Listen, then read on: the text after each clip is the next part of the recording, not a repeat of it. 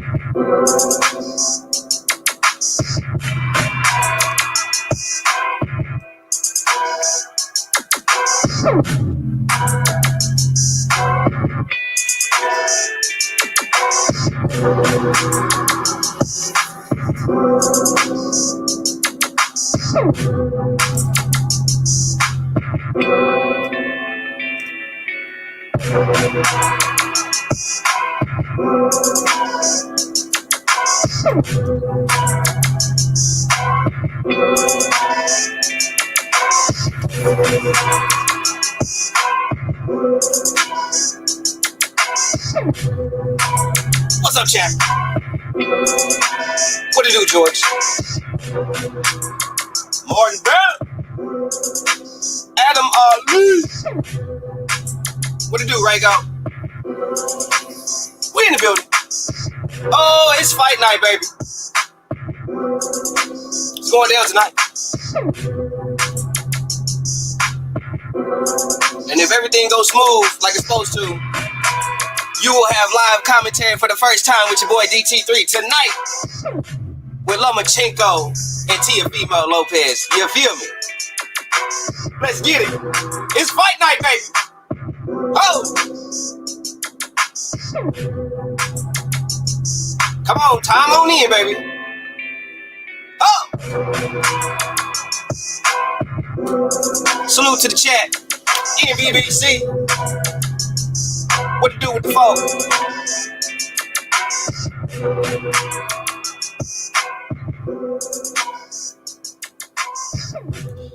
I know everybody's looking forward to the fight tonight. I just wanted to touch on something real quick before we get to talking about the fight tonight.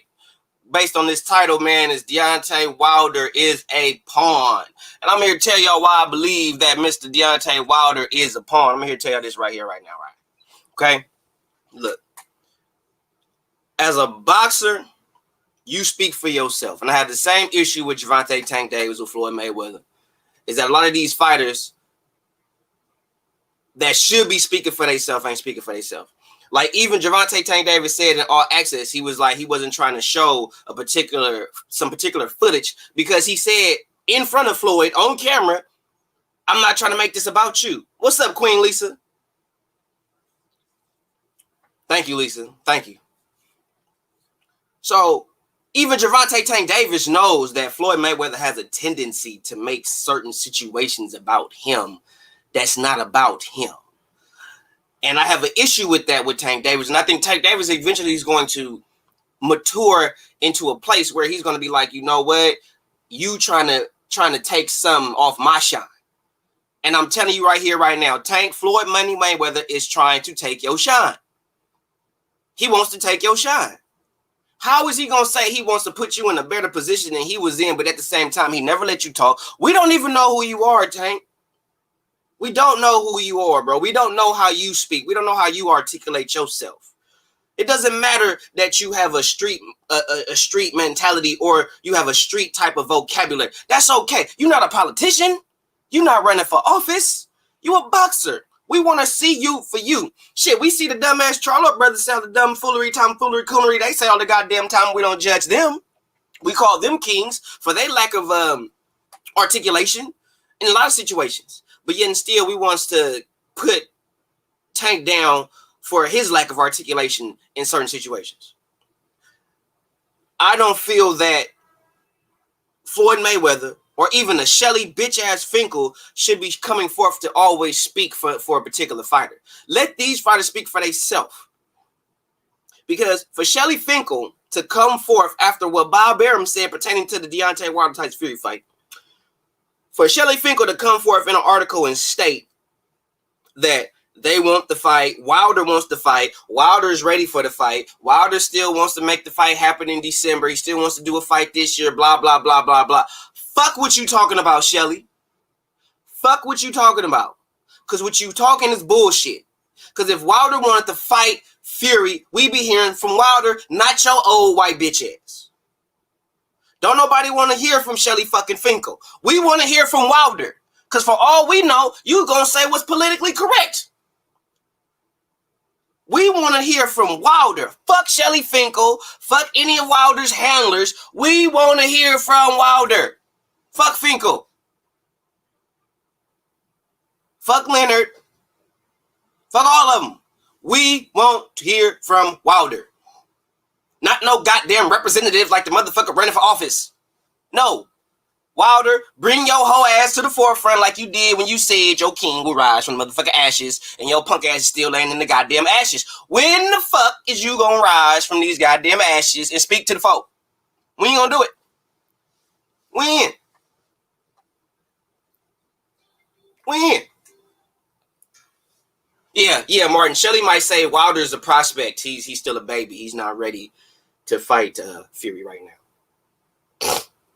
Which is a whole bunch of contradictory bullshit. Straight bullshit. Wilder, bring your black ass to the forefront. Stop sitting there making posts about you shooting guns in the fucking backyard. And why don't you come forth and speak to the folk about where you at in this boxing shit? Because that's what the fuck people is wondering. That's what people want to know. People don't want to see you shooting at the gun range. Don't nobody give a fuck. What you gonna do pertaining to this Tyson Fury fight? And bitch ass boxing hoe ego gonna say some dumb weak shit like Tyson Fury is ducking Wilder because he's not finna wait for Wilder. So he's supposed to wait for Wilder to be with this buffoonery coonery. He's supposed to just move when Wilder say so, huh? Wilder not the champ, ego. Wilder ain't the champ. Fury's the champ. So we move to the beat of Fury drum. We don't move to Wilder no more like you bitch ass niggas do. Bitch ass boxing ego. Yeah, now it's crickets, Myra. Hold on, let me pop this up. Let me pop Myra up. What's up, Myra B? In the building. Wilder was talking all that shit until he lost. Now it's crickets. I got another one for you, Myra. Now, you know what's funny? I had a conversation with somebody about that Shelly Finkel comment, and they said, when you a boss, hear this statement. When you a boss, you let other people speak for you. You don't have to speak for yourself because you got other people to speak for you, right? When you a boss, right? Okay. You know what's funny about that statement? There was a particular situation, hence maybe about two years ago, for those who recall my channel, if you can remember, about 2 years ago, when Wilder was always saying Anthony Joshua's name. Wilder was always talking about Anthony Joshua this, Anthony Joshua that, Anthony Joshua this, Anthony Joshua that. And what was happening? When you get on IFL TV, what did you see? You saw Eddie Hearn come to the forefront and speak on behalf of Anthony Joshua. Now, what was funny with that was everybody was calling AJ a coward, and Wilder is saying this, and Wilder is saying that, and blah, blah, blah, blah, blah. Where is AJ? Where is AJ? Where is AJ?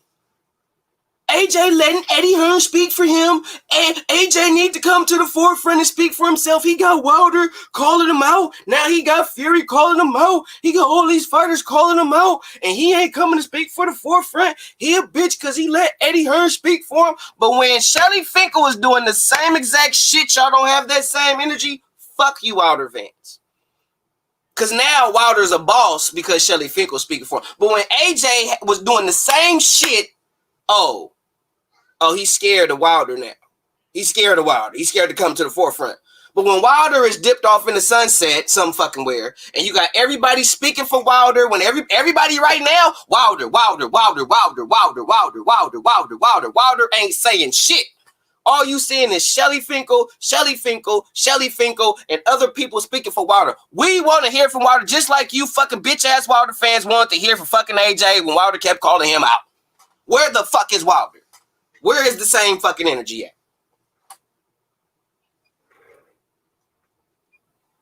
But and that's the thing, Myra. He fired Lou DiBella for telling him the truth.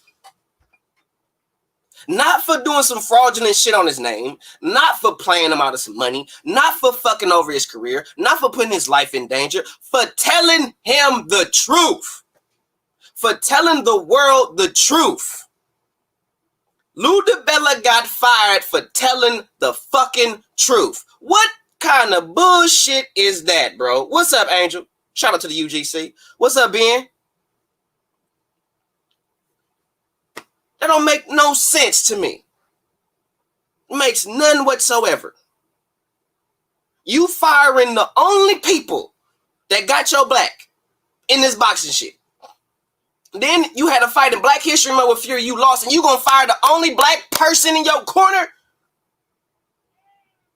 When you got, what the fuck is it? JDs don't know shit about boxing and ain't doing shit for you, Wilder.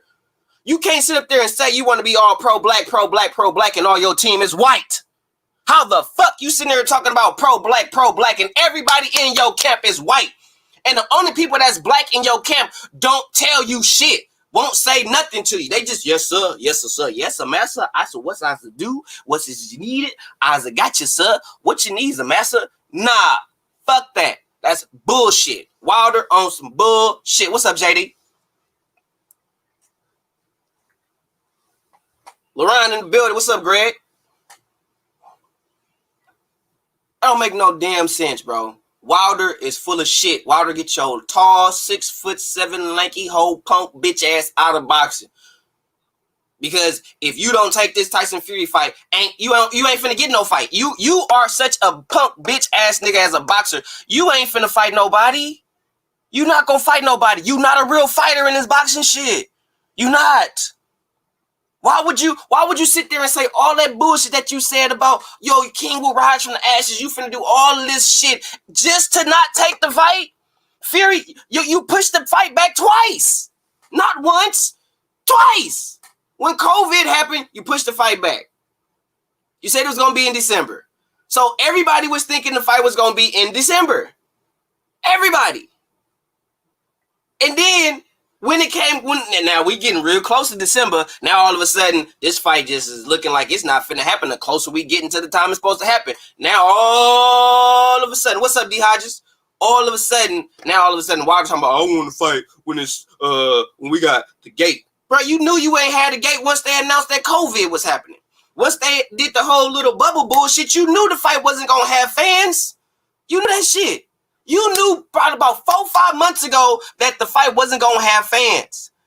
And even if you didn't know for absolute fact, it was still too much of a skepticism to actually say, you know, I'm not sure, it's too much of a toss-up if we going to have fans or not. But no, you want to sell pipe dreams and shit. What's up? What's up, G-Dub?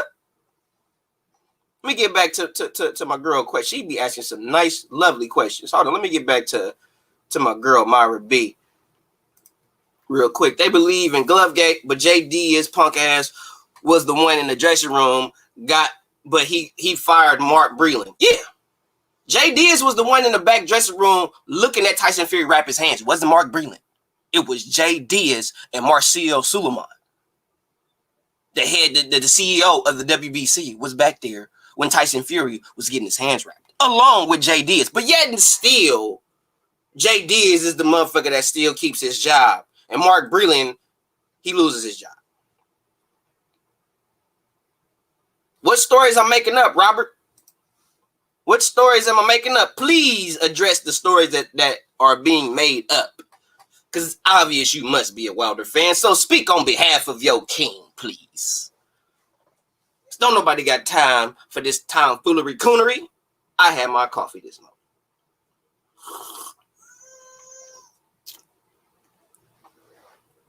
How do you know Tyson Fury? Let me tell you something. The fact that you believe Tyson Fury cheated is the dumbest shit in all of captivity. If Tyson Fury did exactly fact for fact what they said he did, Tyson Fury would be stripped of his title and in jail for attempted murder and aggravated assault.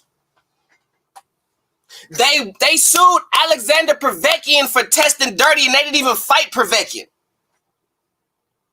They sued Alexander Povetkin for pissing dirty, and they didn't even fight Povetkin. So I believe without the shadow of a motherfucking doubt, if what really happened, if Fury really did some dirty shit to Wilder, they would have sued the fuck out of Tyson Fury if they had proof, all the proof in the world. Miss me with that shit. No, I'm not falling for it. Come again.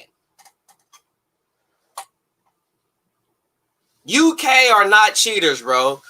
The UK are not cheaters. I get it. If you're going to say the UK cheaters, what do you call Big Baby Miller? What do you call Big Baby Miller? What do you call him? He's not a UK fighter. And there are other American fighters, Errol Spence, Manny Pacquiao. I mean, the list goes on and on and on. If you want to sit there and just get on UK fighters for pissing dirty, it's a couple of American fighters that are very well known that have been known to piss dirty too. So keep it a buck. Keep it a buck. What's up, Motaz?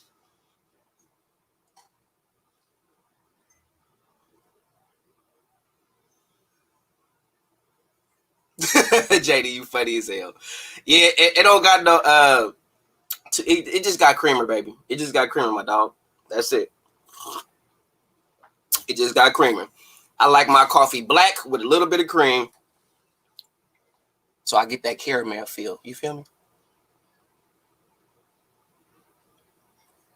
But he's still, Big Baby Miller still pissed dirty, and he's an American fighter. Just because you are on a mainstream level or you are supposedly on an elite caliber level, that doesn't justify, that doesn't make it better.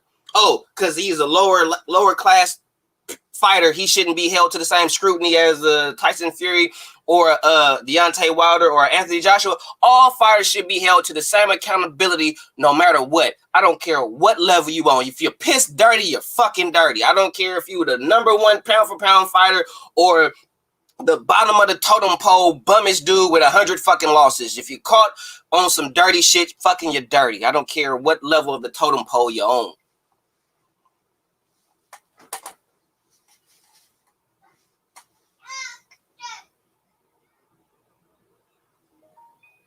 Wilder's a bum. If he don't fight Fury, he ain't gonna fight nobody. Yeah, Canelo got caught dirty eating dirty motherfucking meat. Fury was on cocaine to Deontay. You know they had to, they get a test before that, right? There is nothing found in his system. Nothing. What proof do you have of this, bro? What proof do you have of this? Keep them coming, D. Hodges. They think it's a game out here. What proof do you have of Fury being on cocaine? Because I promise you, if Fury was on cocaine when he beat Wilder, oh my God. Oh my God, that fight would have been over within 3 rounds.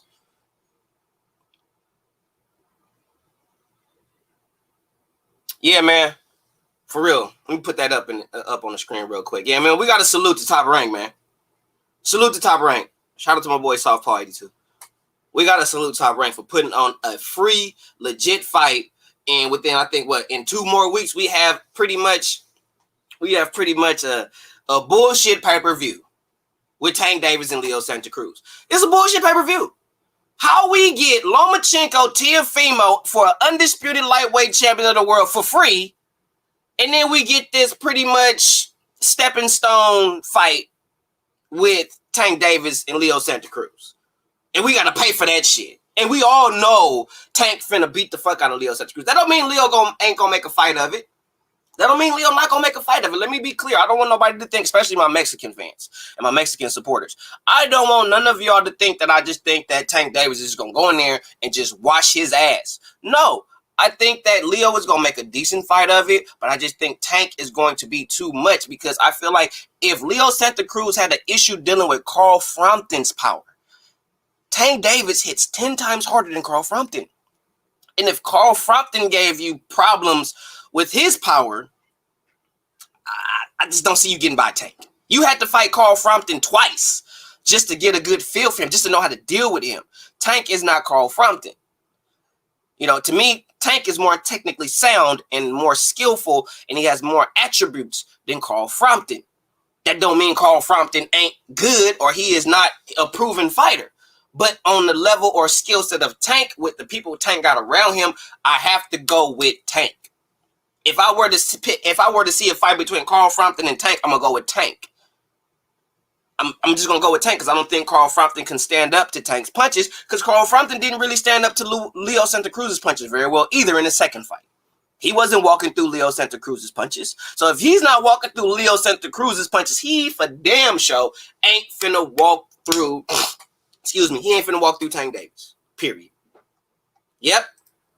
They gifted us this fight, bro. They gave us a potential pay-per-view fight for free, and for that, I gotta salute Top Rank with that, man. We got to give it up for Top Rank for giving us they literally gave us a 50-50 fight for free. Pretty much arguably number one pound for pound fighter against arguably a coming up future pound for pound fighter in Teofimo Lopez. They're giving us a fight of that particular magnitude for free. This is why I miss HBO, because when HBO was doing boxing, we got fights like this on a regular basis. This Teofimo Lomachenko type situation, we got those fights almost every weekend where HBO was doing shit. That's why I miss HBO, man. Because this type of shit, this Teofimo Lopez Lomachenko type of scenario was normal when HBO was doing boxing. It was normal to where we could look forward to fights like this happening because particular networks were willing to make these fights happen and put them together and was financially backed enough to where they could support the fight. Versus nowadays, it's too much politics involved. It's too much over here with this network. I don't want to fight on this network. You got to come to my network. It's too much bullshit, coonery, buffoonery going on now in boxing to where it's like, I miss HBO boxing.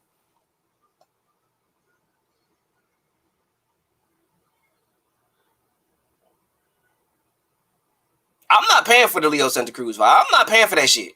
That shit gonna be like $75. Why am I finna pay $75 to see a mismatch? I don't want to pay. I'm not paying nothing to see a sparring match or a mismatch. Now, if the Teofimo Lopez Lomachenko fight was pay-per-view, I'm paying for that. I'm paying for that. And if the fight is coming on at 4:30 my time, 4:30 my time, I will be covering it. What we talking about, I'm talking about how Deontay Wilder ain't came forth and said shit pertaining to fighting Tyson Fury. All I'm hearing is Shelly Finkel and everybody else in Wilder's camp, and Wilder ain't coming forth and saying nothing. I don't appreciate how Floyd Money Mayweather is always talking for Gervonta Tank Davis. I want to know who Tank is. I want to hear Tank speak. I'm tired of seeing when we talking about Tank Davis having a big fight coming up, all we see is fucking Floyd. Floyd, you not fighting. You want to be a promoter? Keep your bitch ass in the background and promote. Let us focus on Tank. This ain't about you, Floyd. Yes, he's under your banner, under your promotions. Cool, but we want to hear from Tank. We want Tank to answer the questions. We ain't got time to ask Tank a question, and then here come your bald-headed ass want to sit up in here and answer all the goddamn questions. Tank got a brain. He got a mind. He can speak for himself. He a grown man, too. What the fuck?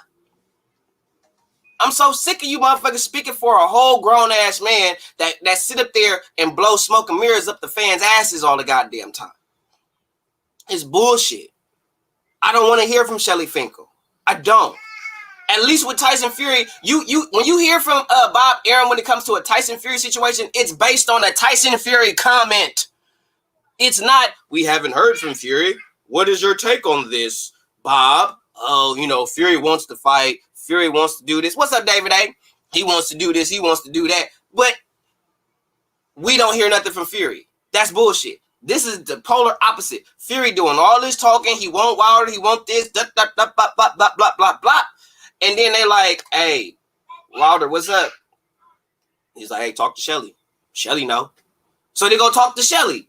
And then Shelly tells you everything that they feel you want to hear. Yeah, Wilder want to fight. No, the fuck he don't. If Wilder wanted to fight, Wilder would be coming forth on his Instagram, on his Twitter, all the shit. The motherfucker wouldn't be sitting there twerking and dancing and trying to go to Africa and sitting there modeling, talking about he finna stand with the people, and really he just going out there for a fucking photo shoot. He ain't going out there to spend time with no real Africans whatsoever. He just going out there to model some fucking some dashikis. That's it. He just went to Africa after he got his ass whooped to model some dashikis, not to really be with the African people, not to mingle with them and integrate with them. Nah, he just went out there to show his whole tall ass and model a dashiki. Fuck Wilder. He don't give a fuck about boxing. He's using boxing to catapult his acting career, bro. Period. That's what he's doing. Period, point blank. I don't give a damn. Hold on. Let me put the link in the chat. I'm gonna put the link in the chat. I'm just gonna let this be clear right now. This link that I'm putting in the chat is only for Myron Magnus, Boxing Logic United, or David A. Sports. If you guys want to slide on the panel, feel free. It's only for them. If it ain't them, I'm not letting you on. If I see anybody but David A. Sports or Myron Magnus, I'm not letting you on the panel. I'm here to rant today. I'm here to talk some real talk. I'm not here to bullshit. And the only people that's coming to really talk about some real shit is my boy Myron Magnus, Boxing Logic United, and my other brother David A. So if it ain't them two, I'm not letting you on the panel. Just letting that be known right now. Letting that be known right here, right now. So feel free. But somebody asked me a question. Motaz asked me, AJ versus Pulev, options in the pin. I think AJ gonna beat Pulev. And I think people is hyping up Pulev a lot more than what they should be. I think Pulev is just the good mandatory, you know, and I just think AJ just gonna get through him. He gonna go through him. I'm not saying he's gonna make it easy, like he's just gonna wash him in 2-3 rounds. I just think it's not gonna be that tough of a fight. It's gonna be a good fight. It's gonna be a good fight. But I just think it's just gonna be a typical AJ caliber type fight. He's just gonna go in there, powerhouse dude, outboxing, and dude ain't gonna be able to deal with not only just his boxing prowess, but then the fact of the matter that the man could punch, along with the fact that he could box and move. That's a lot to deal with. There's one thing to be able to deal with somebody who could punch, but there's another thing to deal with somebody who could punch and move and could literally outbox you.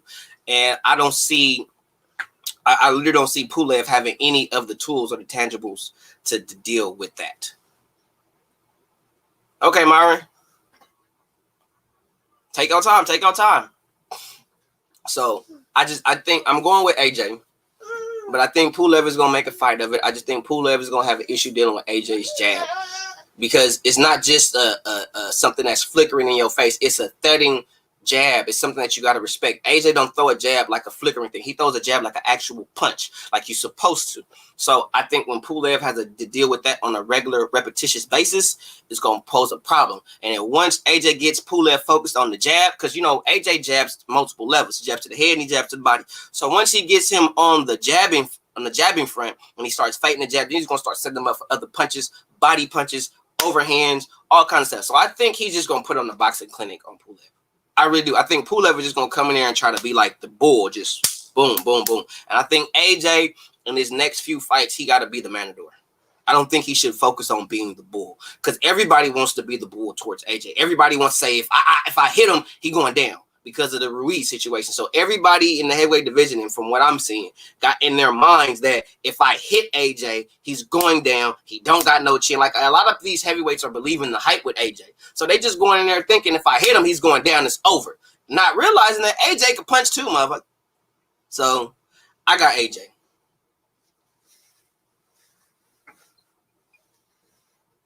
Yeah, I feel you, JD. It might be just like that. Like the first 4 to 5 rounds, first 4 rounds is like a fill out process, but that 4th and 5th round, it's gonna be a clinic, because AJ gonna adjust to whatever Pulev do, and if Pulev don't show any real skill set or any type of torts or twitches, that's gonna make AJ think twice or 4 or 5 times before he attack.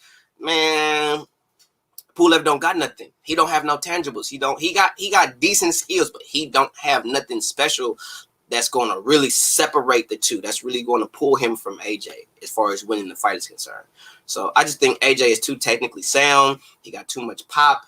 He just Pulev don't got nothing for AJ, in my opinion. That's just what I think. 4th round K. Nobody got this fight going past 5 rounds. Nobody got this fight going past 5 rounds. Ain't that some shit? Ain't that? It's crazy as hell.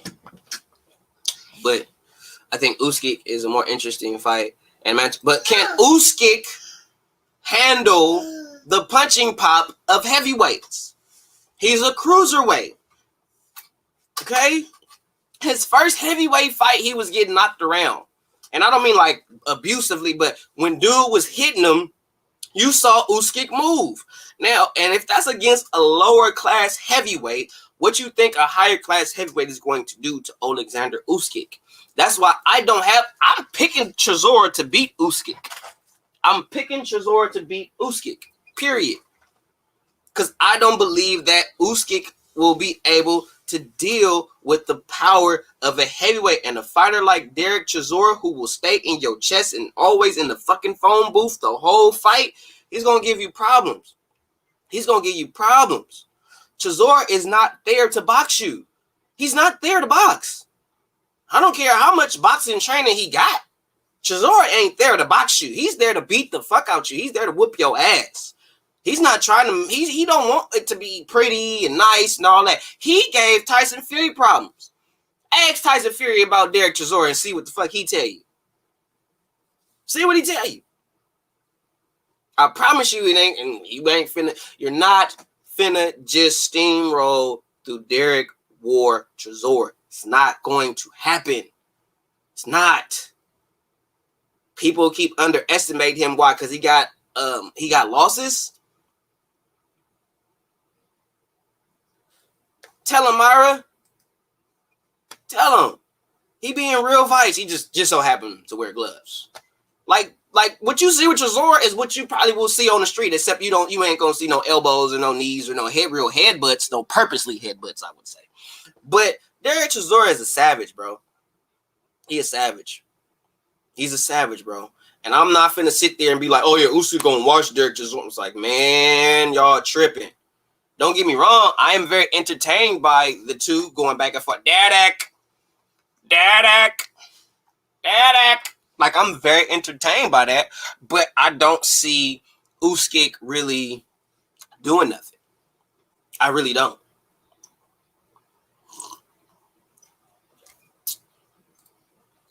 But they don't want to give. Thank you, Rago, for putting that out there. Because people, and the cold part about it is, it's funny how everybody talks bad about Klitschko, but he's a Hall of Famer. He's knocked out pretty much 50 motherfuckers. He's fought everybody of his era. A heavyweight of that caliber does not really exist in this day and age, aside from maybe what you may see with Anthony Joshua.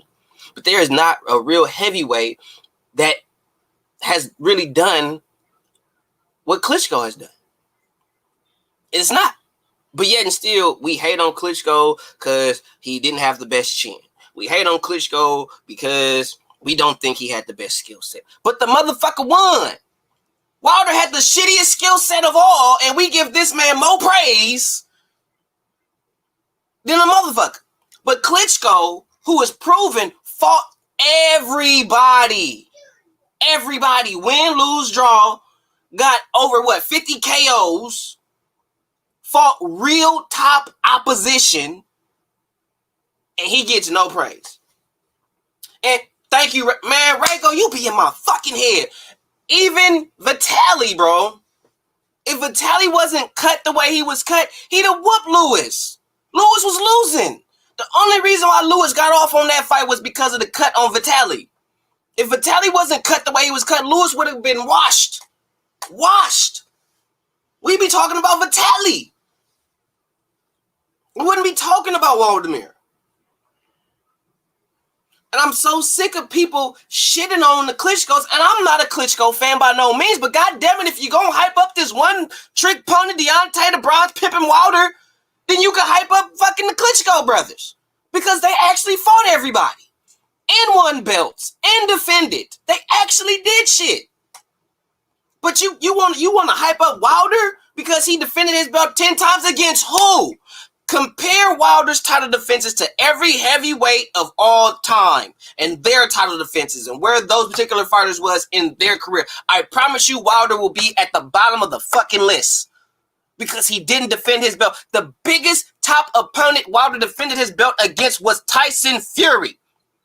The biggest opponents in Wilder's career is Luis Ortiz. Who the fuck has Luis Ortiz beat? Brian fucking Jennings. That's the biggest win on Luis Ortiz's record.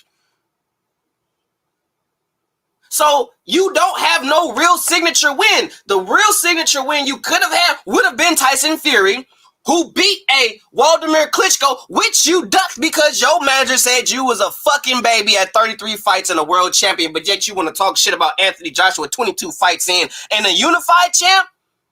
Fuck out of here. What's up, Zach? Exactly, Rago. These dudes wasn't even real boxers. They came from a kickboxing background like myself and transitioned into boxing like myself, because me being a kickboxer, I'm gonna give y'all some game. As a kickboxer, I learned how to punch being tall. Okay? So when I went into a pure boxing gym, I got my ass beat because these dudes is slick, bending their legs, they moving around, doing all kinds of shit, fucking me up. And I had to adapt. I had to learn how to box. Okay? And learning how to solely, purely box, no kicking, no elbowing, no kneeing, no nothing.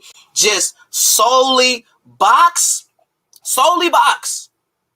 It added so many volumes to my game. This is another person that I would let on the stream, because this is my dog, my other brother, my Irish brother from another mother, my brother Mark. What's up, Mark? What's happening, Bill? What's up?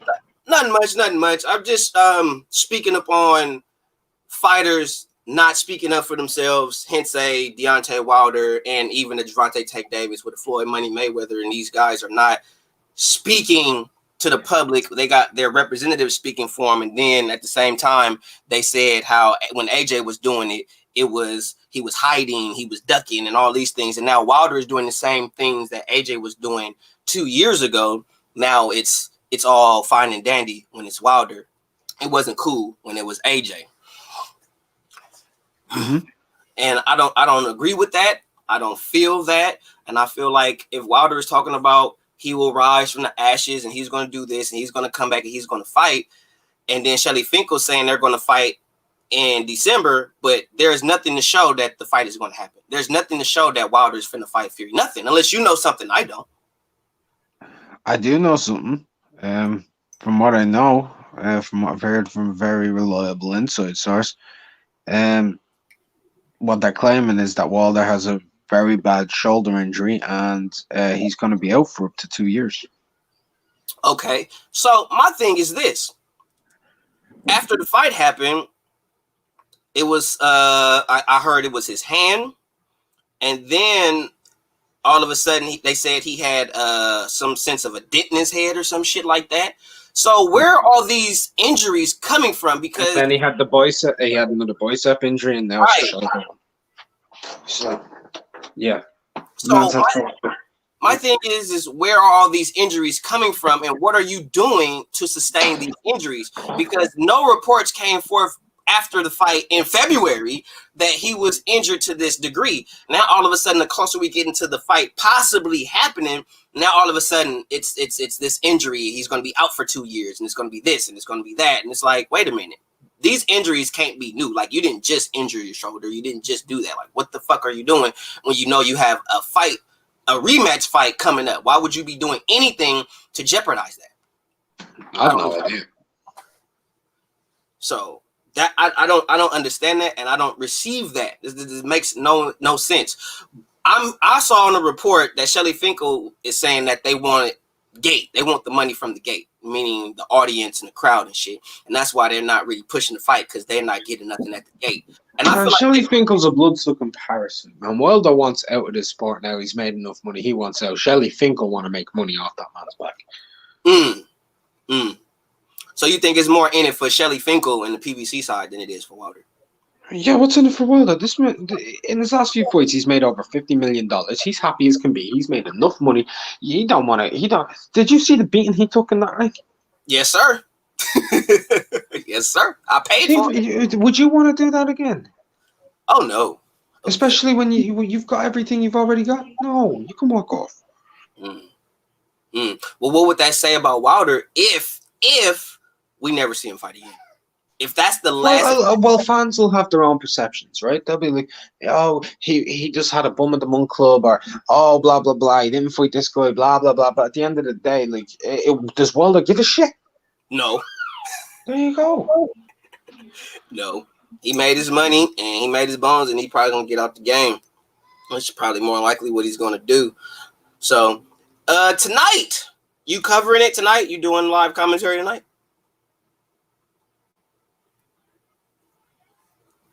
Mark. Think we lost him. Yeah, we lost him.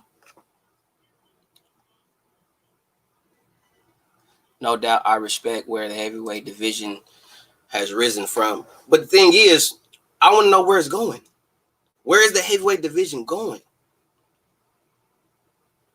Yep. Povetkin for sure got a better resume than Ortiz. For sure. Shout out Lisa Bills, Queen Lisa in the building. For sure, Ryan.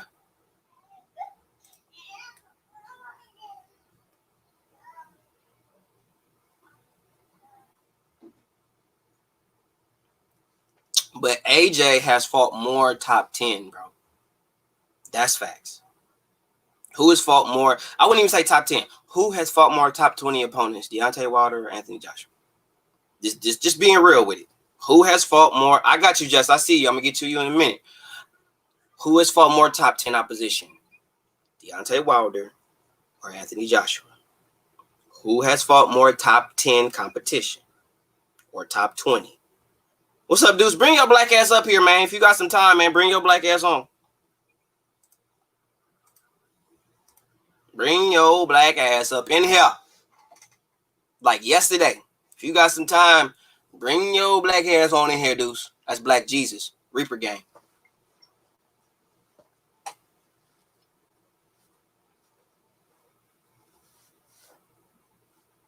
That's if you got time, dudes. If you don't, I know you busy and shit. But if you got some time, man, bring your ass up in here, Black Jesus.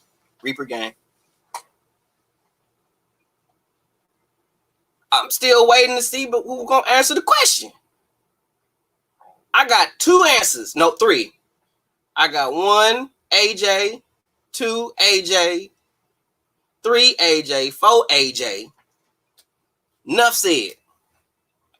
Oh, we gonna get to that, Angel. Just be patient. I got you, bro. I ain't gonna steer away from that, buddy. Lisa Bells, AJ. All the shit's naive, bro.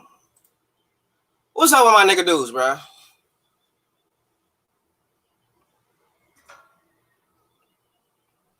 What's good, pimp? Nothing much. Chilling. MBBC life on a Saturday. I could dig it. Yeah, just trying to. You already know, man. We got a big fight tonight. You doing the you gonna be working, or you doing the prediction? I'm not prediction. Commentary tonight. I'm off. All right, because I'm gonna try to do some commentary tonight. I ain't gotta be at work till 8:30, and if the fight start at 4:30, I could probably slide in and probably cover the fight because it's coming on. Yeah. What's up, David? Hey, yo, what's going on, y'all? Nothing much. I got a player. It's good to see you, man. Good to see you. But yeah, man. What do you think, dudes? I'm gonna get with you first. What do you think about Deontay Wilder letting Shelly Finkel say that he's ready to fight in December, and yet and still we ain't heard nothing about Wilder? None of that. We ain't heard nothing. All we hearing is from Shelly Finkel, and we seeing shit from Tyson Fury, but we ain't heard nothing pertaining to Wilder fighting in December. But Shelly Finkel is on record. I'm gonna send you the article. He's on record saying that the fight is supposed to happen in December. Still, Wilder still want that. What you think? As usual, the ventriloquist still pulling the strings. You know, that's all it is to me, man. The puppet master still pulling the strings, man. Father, you don't know what a ventriloquist is. No disrespect, I'm just saying. Yeah, because let's be serious. Every time Wilder wants to speak, or when Wilder wants to be honest, what happens? He gets a quick, and Shelly Finkel steps right in his way and speak for him. Now, Shelly Finkel, I feel as though is probably speaking because, there is going to be, if that fight don't happen before the end of this year, I'm sure Shorty can move on. I don't know all of the stipulations in the rematch clause, but I know I ain't never known no rematch clauses to run over no year, man. So I'm just saying, man, he probably speaking up. he probably really know Wilder ain't ready, or Wilder probably not trying to take the fight. No disrespect to dude if he is trying to take the fight. I'm just saying, for a dude who's got an ego that he has, once again, and a dude to get smacked around the ring like that, bruh, you ain't thinking about rushing back into something like that, especially when you lacking the tools, man. Because what's the foregone conclusion if he go in there and get smacked up again? Oh, it's all over. There ain't no more money. There's no more value left in that man's name, man. So I don't know, man. Shelly probably trying to shave. I think Shelly might be trying to save face on behalf of the camp, bro. But I'm just saying, man, son got to speak up for himself, man, because you can't have this little dude coming out and speaking up for you, because he's been the driving force in the demise of your fucking career right now. Mm. Hate to be honest. So, David A., what you think about Wilder saying that, you know, he'll rise from the ashes and he'll do all this and coming in the woods, doing all this promo, and we're at a place now where, shit, man, the fight don't look like it's finna happen. Do you think Wilder wants to fight, or do you think that he's trying to opt his way out based on Shelly Finkel's comments saying that he wants to fight? Well, I agree with what Two Hands was saying. I mean, he got to come out and say something for himself, bro, because at this point, Tyson Fury and them could, you know, push whatever narrative they want. They could say whatever they want in the media, and since Wilder not saying nothing, like, you know what I'm saying? He looking like, you know what I mean, like he don't want to fight. So I like Wilder, but at this point I can't even, you know, I can't say nothing because what, you know what I'm saying? His team hasn't said nothing officially. He don't come out and say anything. Like, we don't know what's going on with him. So it's looking like he don't want to fight. Do either one of y'all think that Tyson Fury is ducking the fight because he said he's not going to wait for Wilder to fight? You don't think he does? Like, it's just some shit that just don't even warrant a response. Like, you just, like, I realistically got to sit back and believe that anybody who is really taking any stock into that, like, just dump your head in a cold bucket of water like you bobbing for apples, because, like, you got some problems. Like, you just seen what that man did. Only a naive and biased individual would act like they didn't see what that man was doing to him the first fight. So, I mean, if we're looking at history, you know what I'm saying? Like, and I mean, this is recent history. I would have to say that recent history would do nothing more than repeat itself in this situation, because we don't know anything.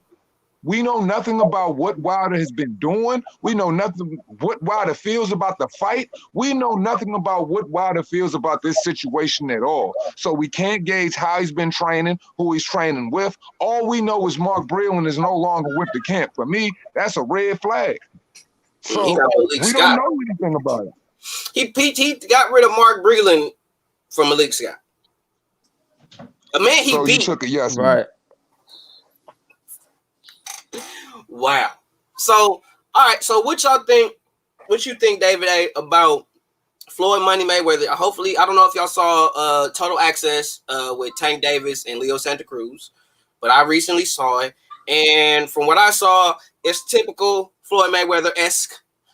You know, we don't see Tank Davis really speak too much. It's mainly like the Mayweather show, and I don't feel that. What do you think about, David A., about Floyd Mayweather really not letting Tank really be Tank? He kind of not letting him. We don't really get a real introduction to Tank. You know what I'm saying? We get little bits and pieces, but mainly when Tank is getting asked questions, he get pretty much the Wilder Shelly Finkel treatment. You know, Wilder Floyd to step in and start talking. Right. How do you feel about Floyd talking for Tank?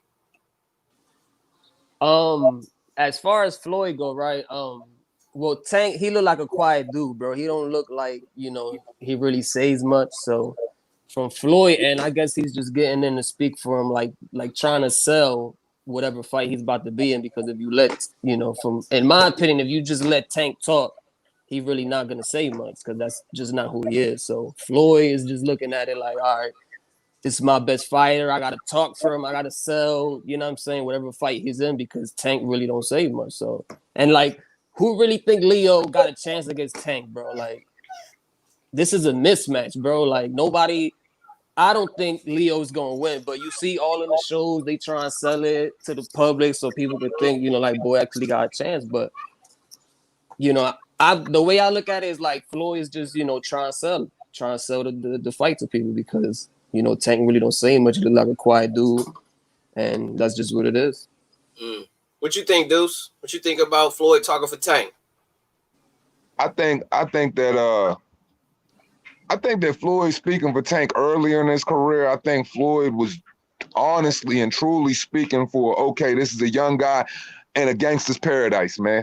This is a young guy in a vicious business for real, and I already know what y'all trying to do from the first Lomachenko conversation when as soon as the buzz got around Lomachenko and to certain other situations. So I can understand Floyd speaking for him then. Now, Tank has came out and he's had certain grievances with certain things that were going on with Floyd, but I just think that's what, look, man, a closed mouth don't get fed. So I mean, naturally, if you're not letting somebody in on how you feel, or if you're not telling Floyd how you feel, how is anybody going to know how you feel about anything that's going on? Now, as far as the fight, this is what, like I already said to you, the world need to hear it though. Like I said on the last live, I said people are truly banking on this man is one Sonic hot dog too far deep. And to being able to, to come in there and perform like he should perform. That's all they banking on. They banking on a few number sevens and hoping to give Leo Santa Cruz a chance based on that fact. Other than that, nobody is giving Leo Santa Cruz a chance. And honestly, I feel like that's more of a disrespect to Leo Santa Cruz than anything. He should feel some type of way about that.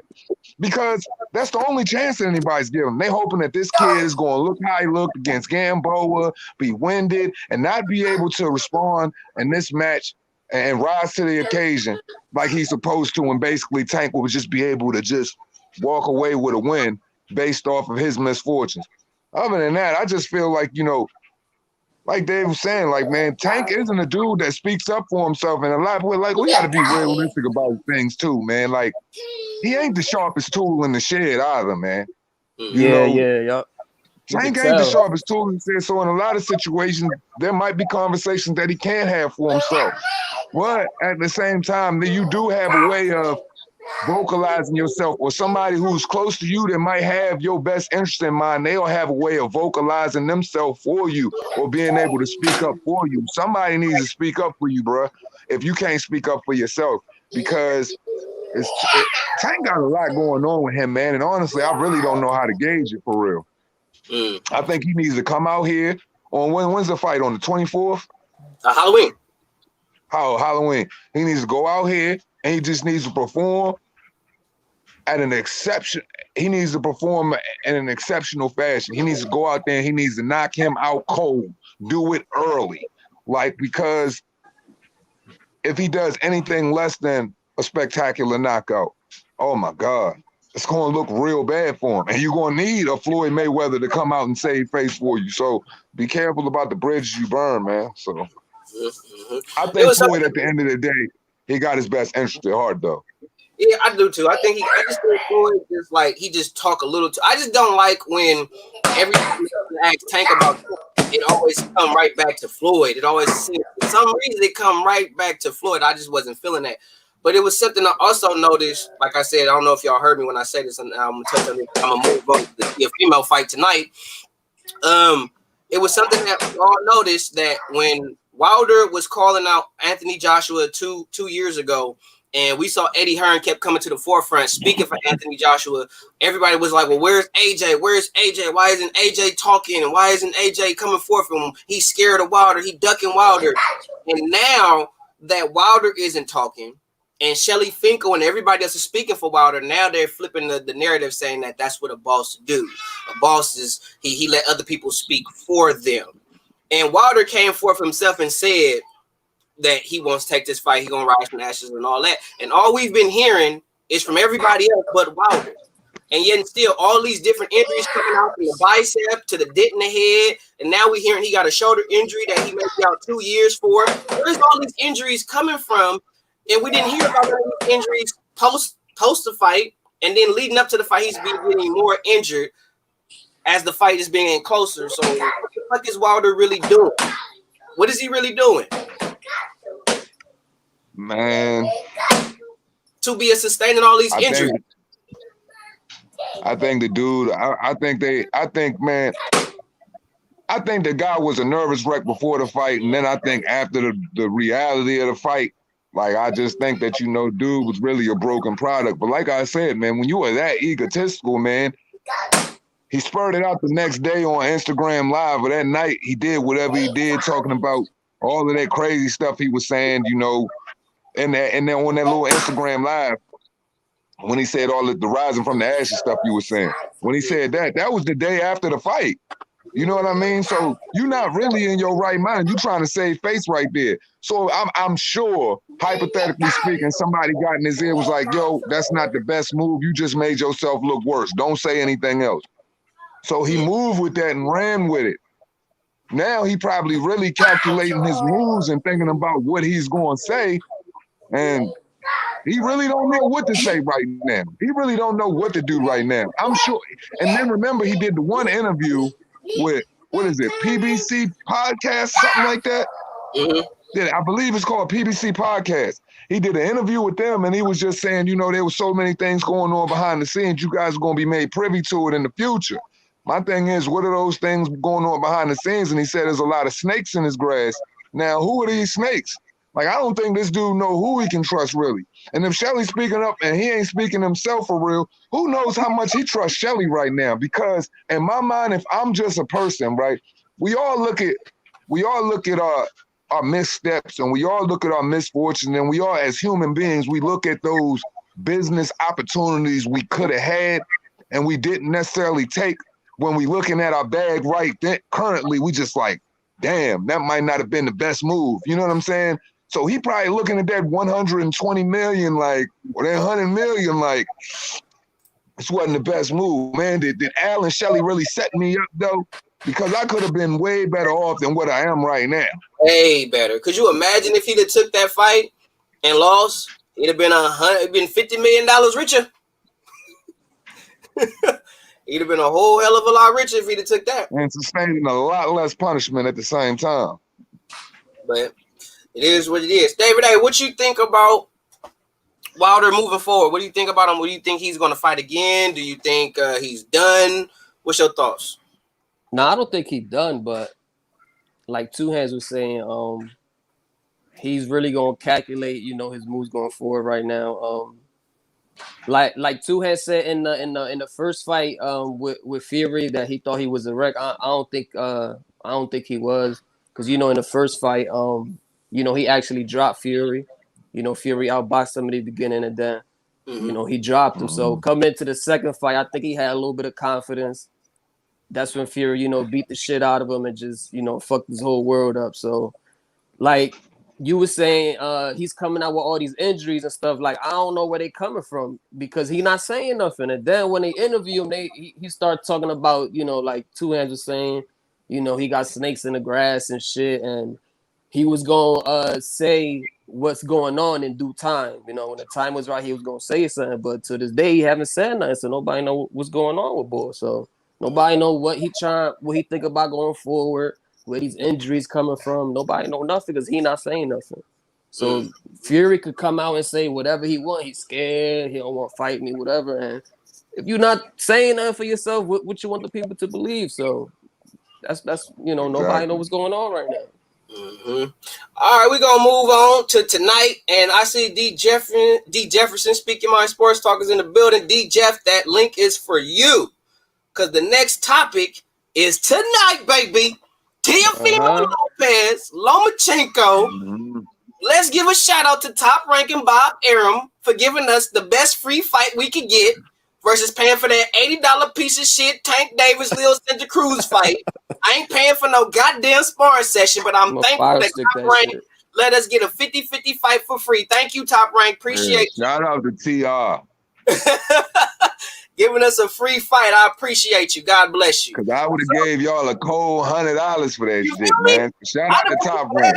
Exactly. I'd have paid for that. I'm not paying for no Tank Davis, Leo Santa Cruz bullshit. I ain't paying for that. My man D Jefferson with the Bulls hat on here in the building, Speaking My Sports Talk. What it do, D Jeff? You got the right one on. What up, As long as you don't wear no Ohio State hat on my stream, I love you.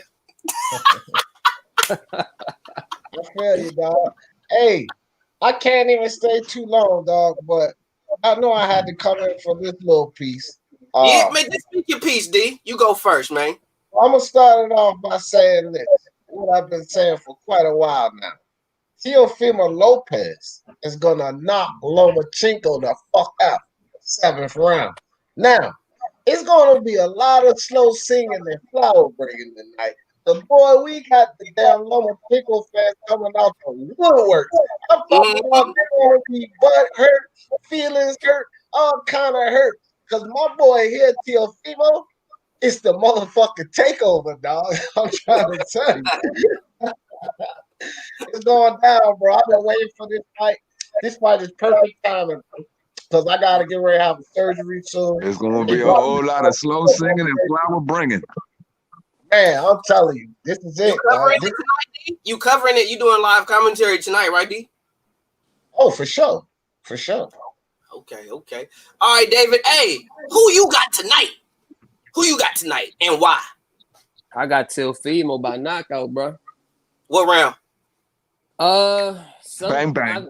I'm gonna go like in the later rounds, probably like around 8, something like that.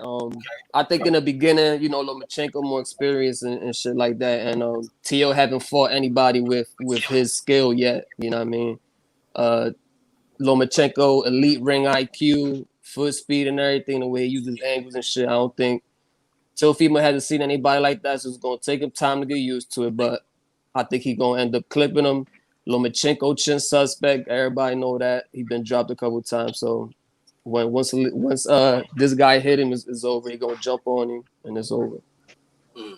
Deuce, who you got tonight, baby? Man, look, man, I already, gave my prediction, man, but I'm gonna go ahead and say it again just like this, man. I picked it in 6-8 just to be nice and to kind of be realistic with, my betting mind or whatever. But realistically, man, I see him falling in any round in between the 1st and the 8th round. I don't see it going past 8, bro. And here's the thing, man, everybody talk about, his technical ability and all that. I'm getting off of that shit, man. I'm like, yo, I'm not going to continue to talk about this man's technical abilities because all of that shit is predicated off of his amateur pedigree. Now, we on the pro level, it's a lot different. The size and the dimensions in this fight is a lot different, and the smack in this fight is a lot different. So my whole thing is this, bro. That man got to worry about going 12 rounds without getting punched in the face by this kid, hitting the body by this kid. He gonna get hit in every one of them rounds. And the difference between this kid is he's a master tactician too. He's hella technical too. People haven't had to see him do it, but the thing about this fight is anybody who know boxing know what this kid coming to do. He coming to just fuck him up and box him in spurts, man. So all that shit people looking for that people think gonna be sexy with Lomachenko with the technical ability and all of that, it ain't gonna look as pretty in this fight. So I just feel like it's a whole different animal. Man, my uncle who just picked up watching boxing based off of what I do or whatever, you know what I'm saying? He ain't been around the sport in a while because, he an old school dude. He been keeping up with this thing, man. And even he was like, yeah, I see Lomachenko and his ability and all that. And I'm like, yeah, it look good and all that. But after I watched this kid, I saw this kid hit people and I looked at this kid's speed and his boxing ability. Nah, he going down. You know what I mean? So I'm just like, and hey, man, y'all know me, man. I ain't with the cap, bro. I just call it how it is, man. Like, I just don't see this dude having a chance because, like I state, as always, hey, technical ability is great, man. But it gets to a point in every boxer where you can have all of the technical prowess in the world, bro. But size is a factor. And this is a situation where size is a factor. We watched those guys weigh in at 135 and they both weighed the same. And you could still see the difference in their dimensions. God damn, it's about to be a problem, man. Here, because I saw the weigh in too, and I was like, bro, like Teofimo still at the same weight. They literally the same weight. Teofimo still look bigger than him, and I'm like, man, malnourished though. He is bigger than him, malnourished. He finna rehydrate. He right now, he rehydrating like a motherfucker right now. He knocking water back right now to hydrate himself to get ready for this fight. You feel me? So I just feel that Teofimo is gonna catch him with some hot shit, bro. Just like I feel like when I was watching the All Access with Leo Santa Cruz, Tank Davis, and I was looking how Leo Santa Cruz throw his punch. I said, Tank is gonna catch you in between them shots and put your ass to sleep. I already know. So I just feel like with this Lomachenko fight, I think that Teofimo gonna do something similar. He gonna kind of probably pick his shots, wait for Loma to overly commit, and counter him with some shit that Loma ain't ready for. I'm telling you. For sure. Hey, but dig, man, I had to say this because I seen all the cute little shit on Twitter with motherfuckers talking about, yo, you see the way Lomachenko came up underneath the rope and got at him at the face? Yeah. I'm like, nigga, what? Like, is you drunk?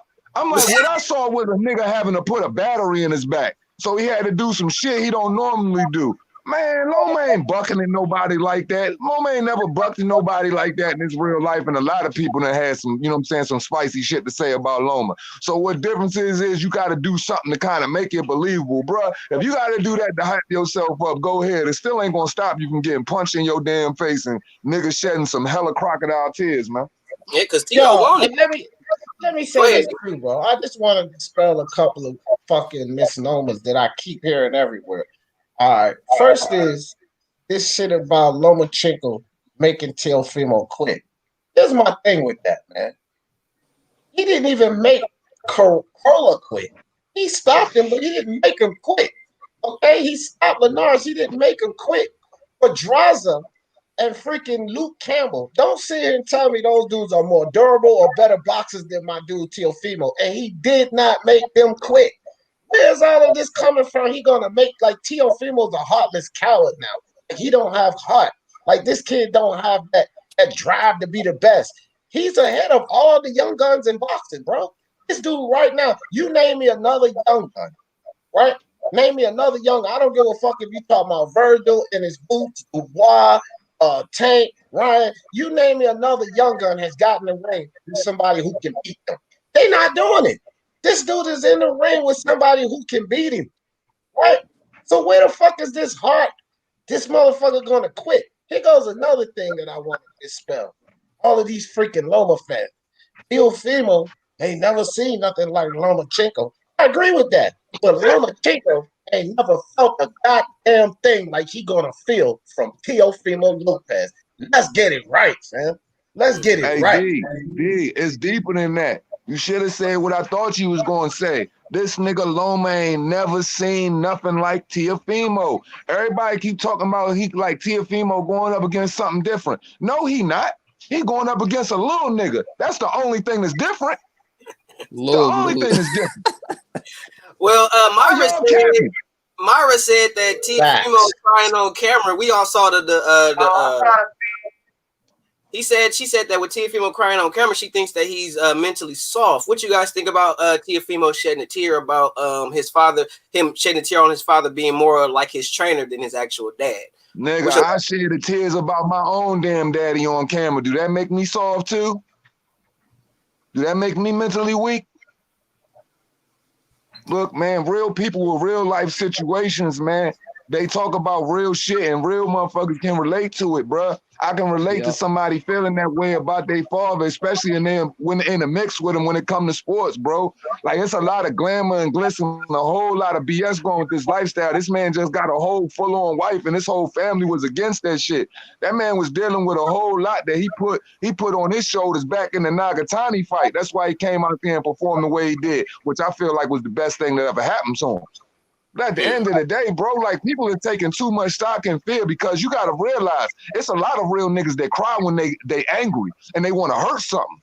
Like, when I'm at my meanest, I'm crying because I want to break your fucking jaw.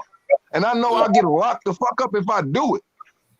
So I'm just like, God, give me the strength in these tears because I'm like, you don't even know behind every single one of these tears how much I want to blast you and I want to crush your bitch ass. For real, like, when you get angry, you do shed tears, bro. And that don't necessarily got to be sorrow. That could be frustration. You know what I'm saying? Like, I just think people put too much stock in the dumbest shit, man. Mm-hmm. What do you think about what Rick James just said? Rick James, bitch. But what you think about what he said about Teofimo telegraphs his punches and Loma will pick up on Teofimo telegraphing his punches? Like, he's going to pick up on that quick twitch. What y'all think? Y'all think Loma going to pick up on the quick twitch? I don't. But Man, look, man. Loma, this is the first thing Loma need. This what people need to be worried about. How the fucking Loma exit when that dude, you know what I'm saying, quick twitch shoots at his motherfucking ass, because he needs an extra step that he just physically does not have. He's got to get out way quicker than he usually gets out. Like, I'm just saying, man, like, look, man. All I gotta say is this. After the night, after the fight is over, man, y'all gonna be calling that nigga Ice Pachenko, man. Cause he gonna have big ice packs all over the fucking head, man. Yeah. No, I don't think bend over. I don't think bend over. Pause. I don't think that. I don't think he was looking shook at all. Teofimo looked like he want that smoke. Oh my God! Look, this is the shit Loma fans. This the shit Loma fans go and say so they can make themselves feel better, because the bookies is starting to shift a little bit. The bookies is starting to shift. A lot of people putting money on Teofimo, and that shifted the bookie. How do I know? Because I got money on the wood. I'm just saying. I'm just saying. At the end of the day, I think people trying to find shit in Teofimo to call them weak. But look, man, like I said, that code ain't been cracked, bruh. That code ain't been cracked. Just like y'all feel like Vasily ain't, his code ain't been cracked. But I'm going to tell you what's going to crack his whole code, a punch in the motherfucking mouth. So all of that shit y'all talking about right now about to fly out the window when y'all see him get punched in the face. I promise you that. So talk it. It all sound real good right now. Just like I'm saying shit I'm saying. Sound real good to y'all motherfuckers right now. But we all about to bear witness tonight. So it don't even matter. Right. And like you said, Myron, yeah, I can agree with that, but that's why we talk about it so much. That's why everybody's so hyped about it, and that's why we want to see more fights that are like of a 50-50 caliber.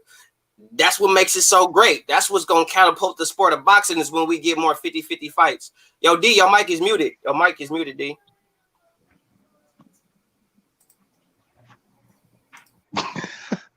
You muted. I'm trying to unmute you, bro. Yeah, there you go. Go ahead, D. My bad, dog. I'm getting ready. I gotta get ready to dump off, dog. But I just wanted to come rocking with y'all for a minute. Sure. Appreciate you, bro. I'll be tuning in with you tonight, D. I'm trying. Hopefully, I get to cover the fight my damn self. Because if I get to cover it, I'm covering that shit. I'm doing full live commentary. You gotta work? I gotta be at work at 8:30. But if the event start at 4:30, I know I'll be able to see the fight and get my little take on it before I got to go to work and shit. Damn, dog. Hey, you know, it's all for y'all. That sucks, bro. I give you my ESPN Plus account so you can watch it when you get off. You know what I'm saying? No, I got it on I got it on this bitch right here. I got it on that thing right there. So if I did have to go to work, I was gonna be at work like this. I was gonna be at work watching that shit on my phone like this.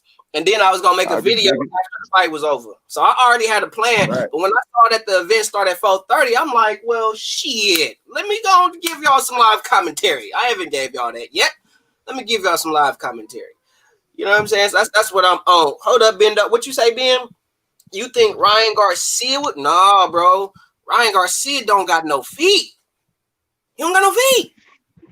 You can't put Ryan. I don't know if he do or he don't. For Loma, compared to Loma, we'll see. No, we'll see.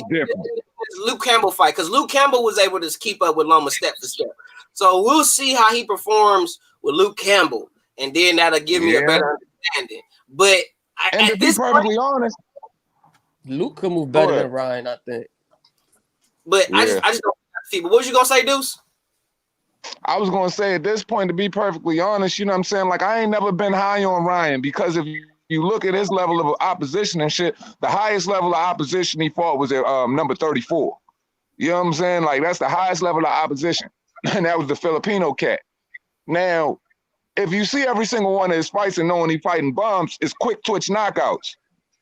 You know what I'm saying? So you don't really get to gauge him. You don't know if the kid can box. You don't know how he going to do after the 6th round. We don't know none of that. So really, Luke Campbell is going to give us everything we need to know about Mr. Garcia. I'm honestly more excited I got more question marks about that fight than I do about this fight. You know what I mean? Because Ryan ain't never showed me nothing, man. I always felt like he was a pretty boy fishnet model, man. That play boxing, man. With gloves on. He's the Backstreet Boys with gloves on. You know what I'm saying? That's in sync with gloves on right there. Then he got Justin Oscar De La Timberlake. Hoya promoting them. Yeah, that's Jumper Timberlake. You know what I'm saying? He bringing in all the boy band girl group fans and all that. He bringing that in, and I get it. But I don't think he gonna do too much against top level. I mean, real top level like a Lomachenko or a Teofimo, like these real top dudes.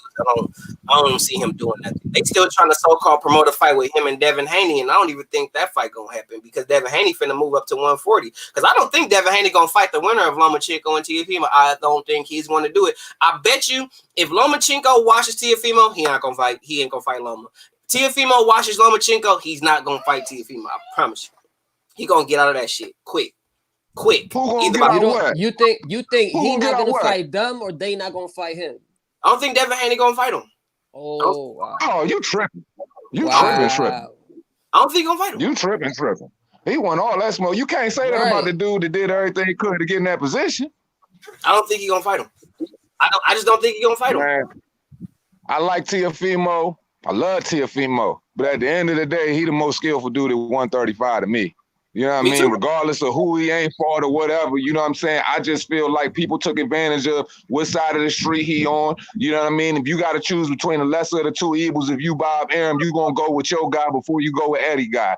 And then, you know, people try to take advantage of the fact that that man went in soldier surgery, try to shit on that man. Like all of a sudden, I hear all this talk about this nigga ducking Javier Fortuna, the same nigga who motherfucking blew his fight with Jason Sosa and got knocked the fuck out. Like, oh my God, man, niggas need to stop it. Hear all this talk about Jorge fucking Linares, old beat the fuck up ass. Like, niggas need to stop it, man. Like, the boy is the truth, man. But at the end of the day, he ran down on Ryan Garcia, won that smoke too. There ain't want no smoke with him. When they ain't had nothing going on, he tried to fight Mikey Garcia, who a much tougher opponent than that. Yeah. I mean, I remember That ain't that. nothing come out of that. And Mikey at his own right now. So all I'm saying is, hey, man, we got to be realistic about what the kid is doing and what he tried to do. They just, they roadblocked that man. You right. They blocked that man this whole boxing life, bruh. And now people trying to shit on him right now. That's what I don't like about boxing, bruh, because I don't think people be calling that shit 100, man. And I do feel like Devin Haney is one of the hardest working fighters in the game. I mean, that's all you see him doing is training, working, getting sharpening up his tools. You know, iron sharpens iron and shit. So I just feel like I feel like one of the best fights to see for real is I feel like the real fight, if them boys is at 135 or if them boys meet up at 140, is Teofimo and Devin Haney. Because that's a fight where you go and look at Teofimo like, okay, that's kind of, you know what I'm saying? That's like Tommy Hearns versus Sugar Ray Leonard right there. You know what I'm saying? Because you got the one guy that's got hella smack, and you got the one guy who is very technical with accumulative punches and bunches, who his power comes from his quicks and his combinations. And Teofimo got that one shot detonator. You know what I mean? I think that's probably going to be one of the best young fucking fights to see and near future history if we get the shit. I think if they do fight, they should be at 40. I don't think they should fight at 35. I think if they fight, it should be at 40, man. It makes more sense. They'll meet each other at 40. You know, because and plus with Teofimo saying he having issues making the weight and all that shit, I think they should fight at 40. I mean, I already feel like Teofimo is going up to 140 after this Lomachenko fight. And I think Teofimo, you know, when he beats Lomachenko, he should exercise his right to fight the winner of Jose Ramirez and Josh Taylor. That's the plan. That's the plan. Him and his pops already talked about it. The plan is he get these belts, he vacating this shit to go up to 140 to challenge Jose Ramirez, and you know what I'm saying, to get, or whoever got it, and get that motherfucker and get that undisputed work. Yep, and to me, he do that in back-to-back fights. That's pound for pound list right there. That's arguably, bruh. Arguably. You just I gotta put him on pound for pound if he win tonight. He just won his belt, and then he going straight to fight Lomachenko, bro. Like, people not giving him enough respect for that, bro. Like, and he young as hell doing this. Like, people at his age running from the smoke right now, bro. He just won his belt. Straight to Lomachenko. Like, who else doing that right now? He ain't waste no time. All three of his last fights will be against top 5 talent in his division. So they can't smoke Teofimo out on no bullshit. That's why I be trying to tell people, man. I be like, man, stop listening to every motherfucking thing you hear and do some research for yourself. Because we know they some false man. Look, man, this is a game of false propaganda, man.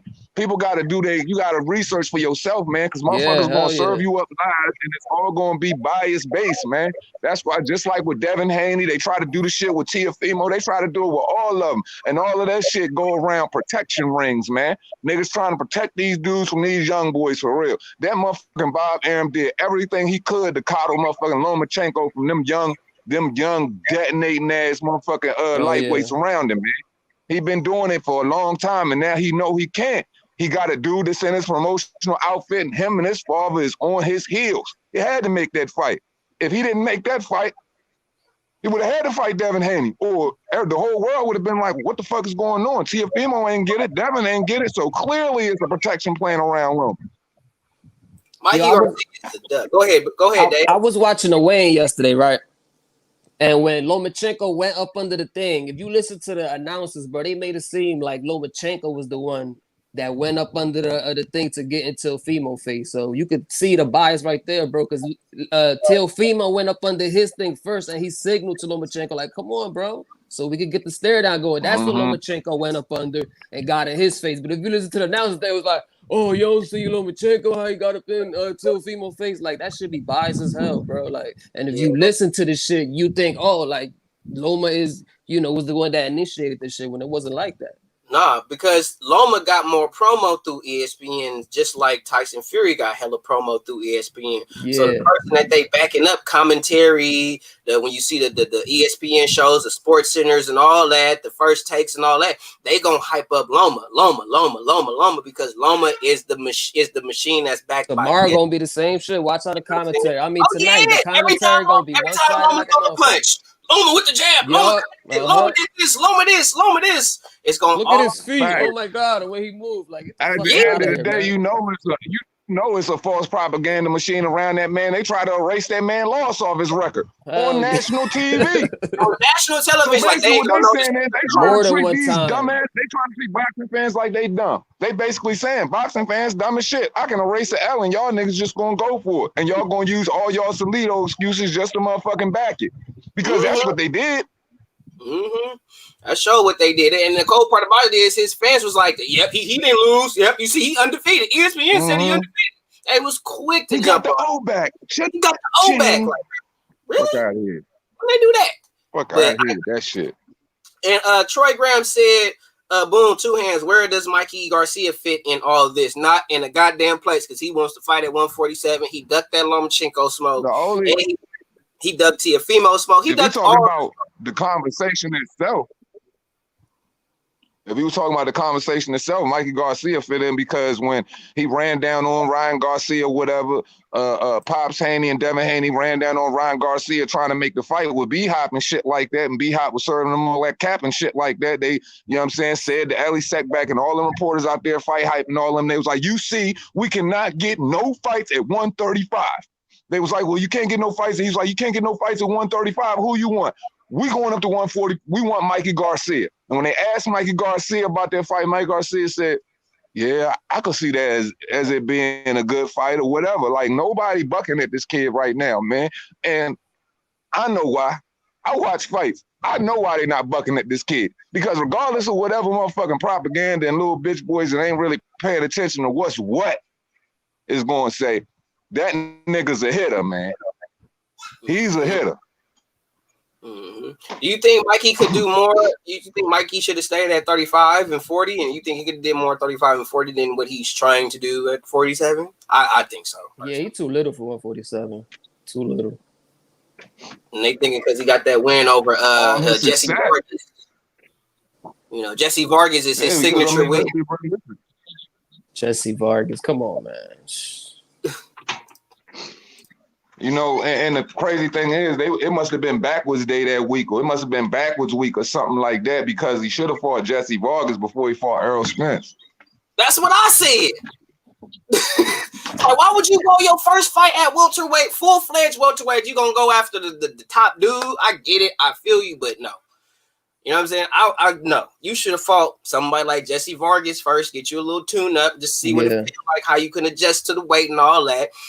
Nah, you want to fight the top dude and all that shit. And I'm like, nah, What's funny is he said he saw something in Errol Spence. I said, yeah, you saw something, all right. You saw an ass whooping. Got his ass whooped. Swear he seen something. Pounded. He got hit with all. He got Earl threw over 1,000 punches, man. That shit was crazy. I had to eat that shit because I was the one fucker that said that Mikey Garcia. I didn't say he was gonna beat him.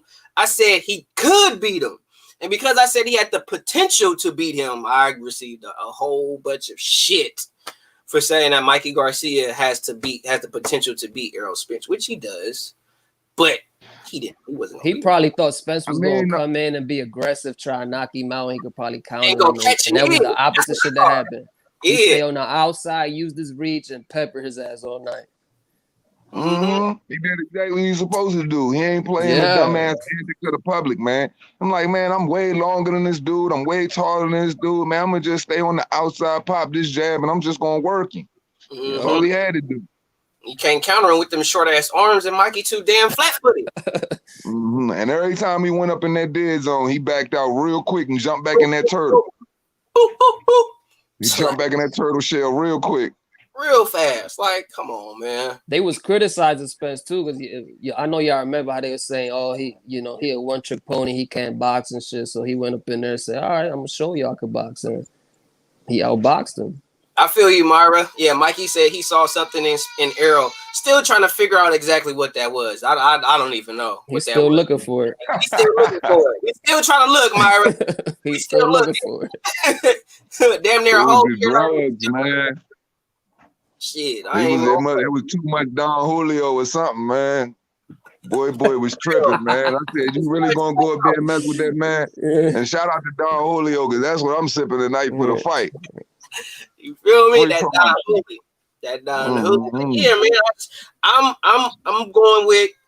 In closing, I'm going with Teofimo tonight via TKO, via stoppage. I don't think he gonna put him to sleep, but I think we're gonna see a stoppage. Yeah, I don't think Loma I don't think he got the beard. I just don't see him having the beard to stand up to Teofimo for 12 rounds straight. This dude is hitting on you, punching on you. He's the hardest puncher, more than likely the fastest guy you've been in there with your whole career, from amateur to the pro.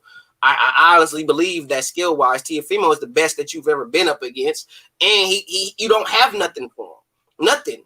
When you try to take that outward step, that trying to circle around them, for every 2 steps you take is one of his. So when he take that 1 step, you got to take an extra just to get around him. So all he got to do is take that one nice little step over to the left, and you ain't getting that outside angle. He finna shut the shit down. What's that old song by Paul Abdul? Nigga take 2 steps forward, but he got to take 3 steps back. Yeah, I like to see how that shit gonna work out for him. Right, you know what I'm saying? He gonna try to set up that angle, and Teofimo go boop. Nope, that don't work. He gonna try to do boop that because Teofimo is waiting on him to try to set traps. Teofimo is looking for Loma to do that little ticky-tack technical shit. He looking for that, and he knows that. Guy. Go ahead, Boom. My bad.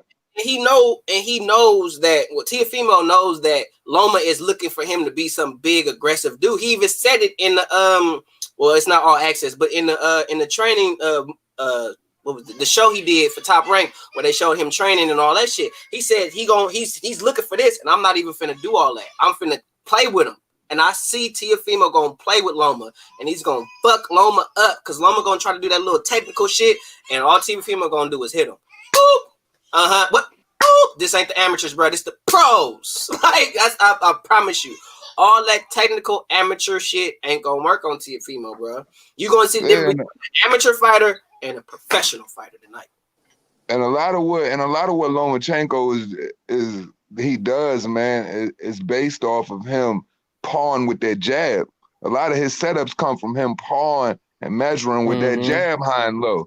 How you gonna be able to paw and measure with the jab as the shorter fighter unless he inside the dead zone, man? And how long do people really think that he can operate inside the dead zone? That's before you get hit with that right. Exactly.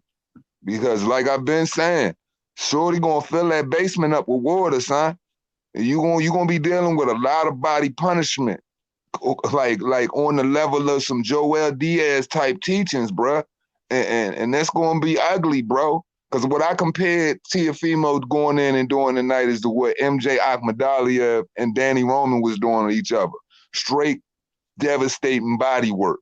But it's going to be a lot of devastating body work on the Teofimo. And Loma going to try, but Loma got to go up in there and go get that. He got to go in there if he want to eat his food.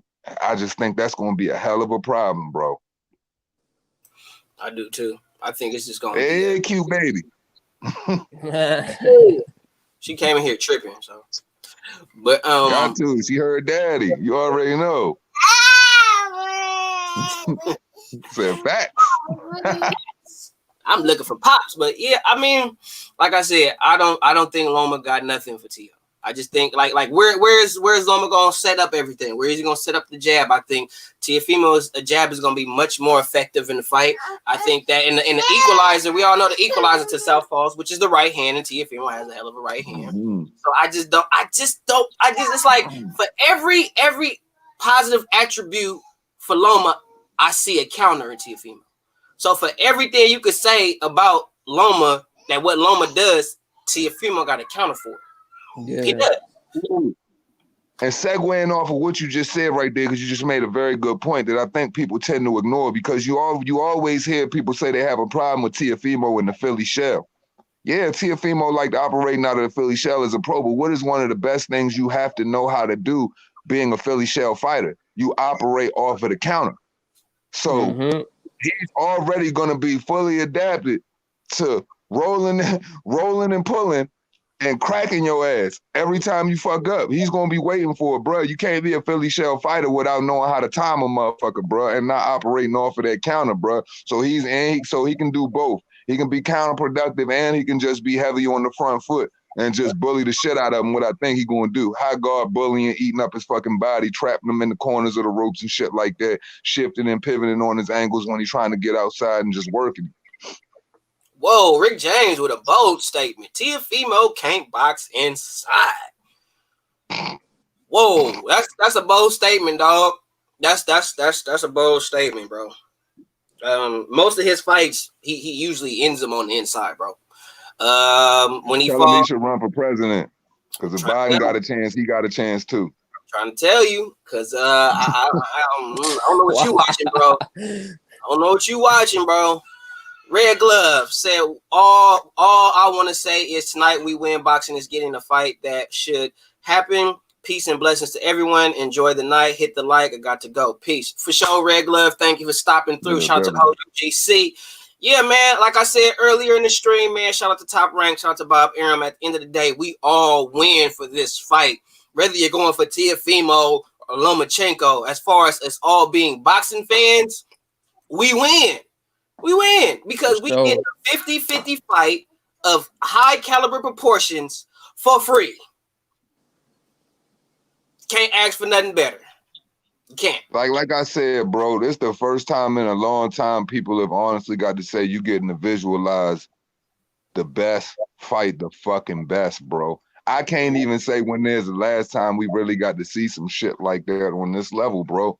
This thing has all of the fucking ingredients to be a classic that, like I said, once again, my kids and they kids after them can enjoy. So once again, man, boxing definitely wins tonight, man. And may the best man win, man. At the end of the day, may the best man win. I hope both of them boys walk in and walk out healthy, man, especially Lomachenko. Right. And that, like I said, like we all should be happy as boxing fans. You know what I'm saying? That we are getting a fight of epic proportions. You know what I'm saying? So at the end of the day, like I said, it's great to have this 50-50 fight. Fights like this make me miss HBO boxing, because when HBO boxing was happening, we got a fight like this like every other Saturday. We was getting these type of fights. So, you know, hats off to ESPN, Top Rank, for putting this together. And like I said, I'm going with everybody on the panel. David, are you going with T.O.? Because I know yes, sir. So everybody on the panel was going with T.O. via TKO or KO. We don't see Loma going 12 rounds in this fight. I just don't see it, because Loma been getting beat the fuck up. His last 5 fights, he's been left beat the fuck up. Yeah, he's getting hit more. Yeah, he's getting hit more. He's getting roughed up more. Luke Campbell roughed him up. Jorge Linares roughed him up. What you think Teofimo gonna do? And Teofimo man. is gonna do the same. He's gonna do way worse. Way worse. And shout out to Teofimo Lopez and his father and their vision for putting their foot on the gas, because you know what they wanted to do. They was hoping that they could get Richard Comey for that IBF. They never thought they was gonna have to see Teofimo. They was hoping that they was gonna be able to finesse Richard Comey for that fight, man. Nope. You got Teo tonight, motherfucker. Do you think that this fight will be fight of the year?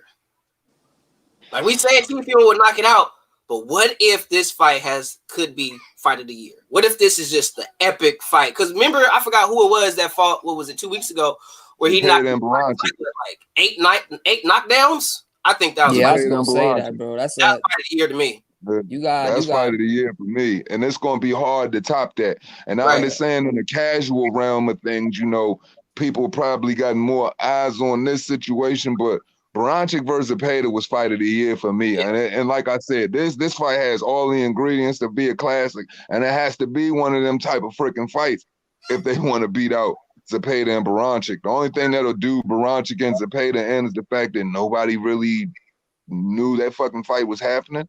And nobody really knows who they are outside of the hardcore fans. Mad Dog said fight of the year might be Danny Garcia versus Errol Spence. I don't know. They're not even prepping that fight like that much.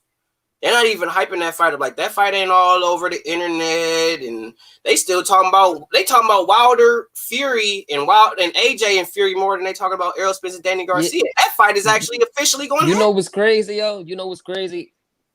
You know how Danny from Philly, right?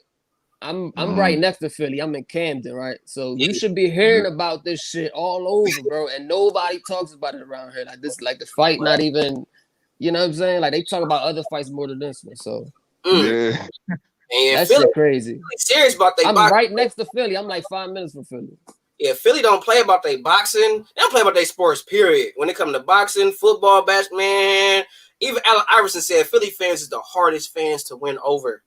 It is a known fact that the Philadelphia Eagles, I don't know if it still do since they built the new stadium, but the old Philadelphia Eagles stadium used to have a jail up underneath of it. Yeah, because of the fans are so fucking crazy, bro. Like that's how thorough Philly. That's how seen that shit for myself, bro. That shit was in there. The jail up under their shit, man. Like, yeah, you ain't getting transported out the stadium. Your ass going downstairs in the basement. Yo, I live shit real in Philly, man. Shout out to Philly, man. I live like 5 minutes from the motherfucking Sixers practice facility because it's right here in Camden. That's where they built it and shit. And one time, Sixers had a bad game, bro, and there was people waiting for them over there, bro, outside the practice facility, bro. When the fucking team bus came in, they was screaming and talking shit, bro. Crazy, like fans over here is crazy. Bro. You know, my people is from Camden and Philly, so. Word.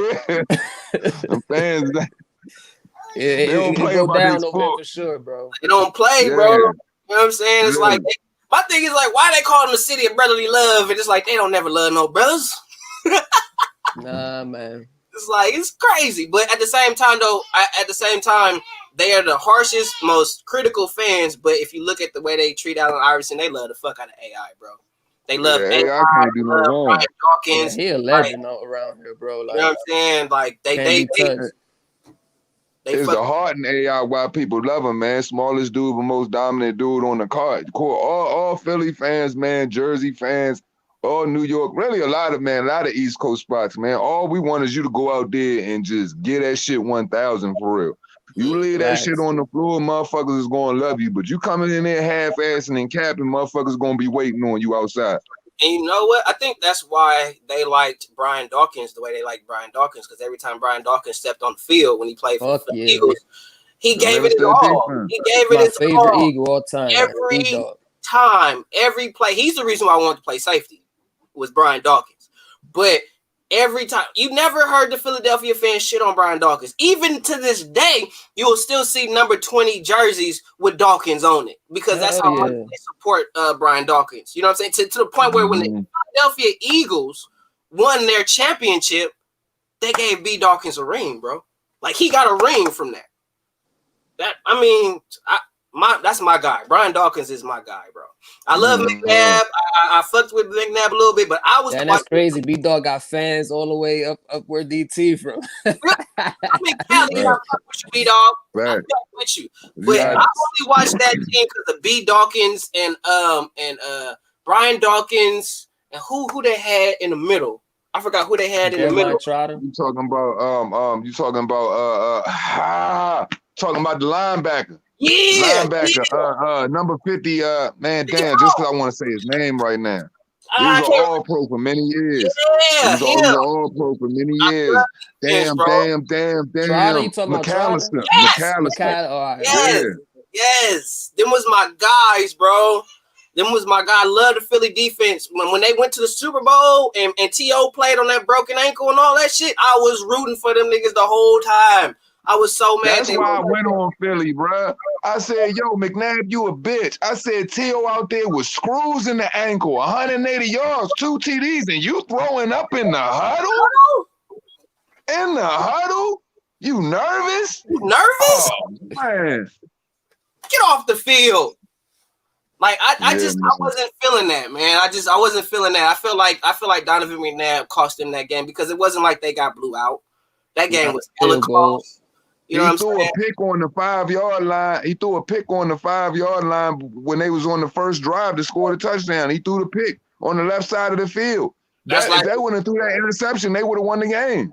Right. That's like when Russell Wilson, I still think that's the dumbest play in captivity. Why would you throw the ball on 4th and 1, 30 seconds? No, it was 3rd and 1, 30 seconds on the clock. One timeout left. You got Marshawn Lynch in the backfield, and you gonna throw the ball on the 1? Because they were trying to make a point to Marshawn Lynch. They were trying to make a point to Marshawn Lynch because Marshawn Lynch was doing him, letting them know, you know what I'm saying, with the whole the interview shit and all of that, and what he did with them Super Bowl interviews. Them, I guarantee you, the call came in. If you get that ball to Marshawn Lynch and y'all let him win this game, all of y'all niggas is done. Click. They wanted Russ to be the hero of the game. That's what that was. Yeah, they're like, we gotta let Russell be there. He has to go to the nicely calm-spoken quarterback. He can't go a real nigga, man. They ain't want a real nigga. Man. Real nigga, man. No, not him. He just here so he won't get fined. That's it. I'm just here so I won't get fined. Right, I'm like, that that's shit the most gangster shit ever. You know what I'm saying? I'm just here so I won't get fined. I won't get fined. So what do you think about playing Tom Brady? How do you think about that Patriots defense? I'm just here so I won't get fined.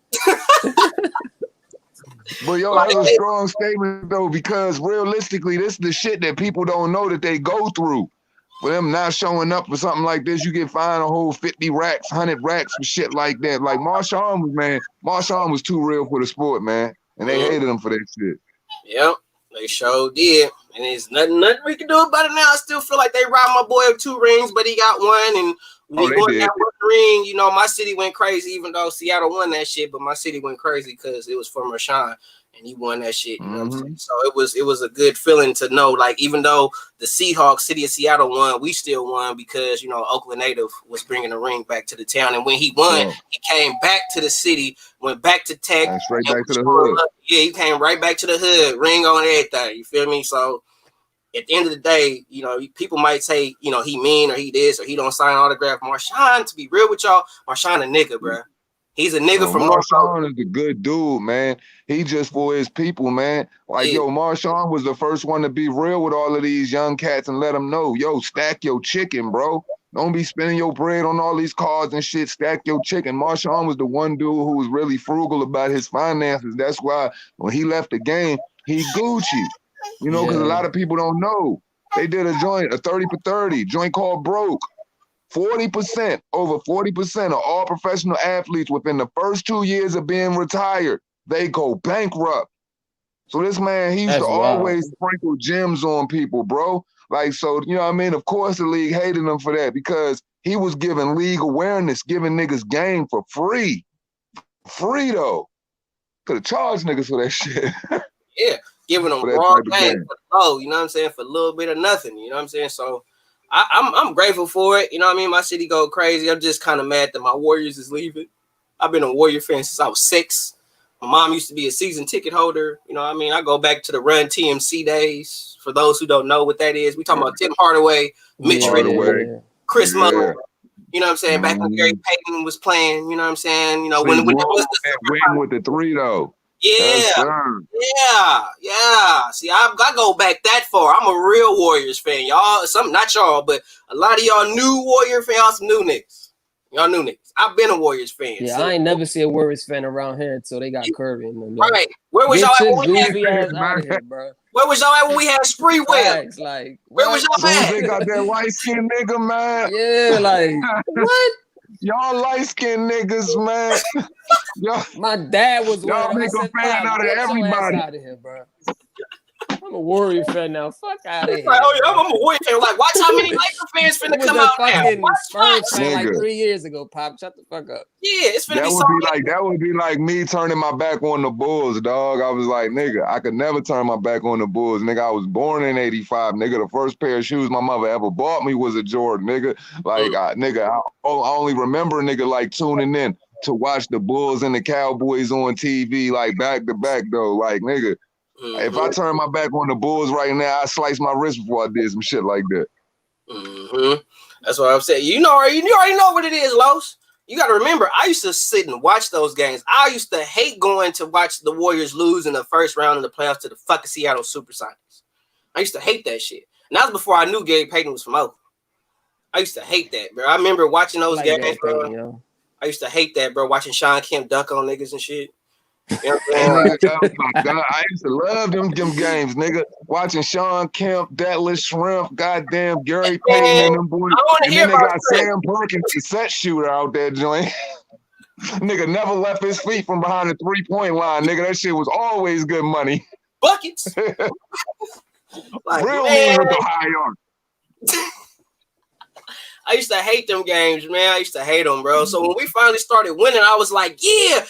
Then all of a sudden, everybody like, bro, you was just a fucking Laker fan 2 years ago. Like, what the fuck is this? You know what I'm saying? But it is what it is, bro. You know what I'm saying? Yeah, they in San Fran, but they still the Bay. And give you a history lesson, the Warriors originally started in San Francisco. So really, they going back to where they originally started in the first place. So when people be like, they leave in Oakland, actually, their original home was in Frisco, and they came to Oakland. Now they just going right back to where they started. So they left already? Did they already move? They started. People don't realize that first jersey, that first symbol was the trolley. Right. You know what I'm saying? Why you think they show the bridge and all that shit? That ain't Oakland. That's Frisco. You know what I'm saying? When y'all look at their jersey and you see the bridge, yeah, that's the Bay Bridge, but that's a representation of San Francisco. If you want a representation of Oakland, it's like the docks. That's what Oakland is really, as far as like on a technical standpoint, that's what we know for. It's our ports and our docks and trade and shit. That's what we known for. We're not known for nothing else other than being a good trading port. But Frisco is just an international city. Everybody come there, tourist attraction, all the shit. So, you know, naturally, they're going to have the hoop team. Now, at this point, all we got is the fucking Oakland A's. Raiders didn't left, went to Vegas. The Warriors going back to Frisco. All we got is the bitch-ass green A's. We don't want to see that shit. Nobody got time for the Oakland A's. For real, I wish they would have kept the Raiders in Oakland for real, man. I just felt more connected with the Raiders when they was in Oakland, man. There's money in Vegas. Camden, man, they got them out in Las Vegas. That shit just weird, dog. I'm like, you might as well paint them niggas gold and black too, because I don't know, them niggas is not no Raiders.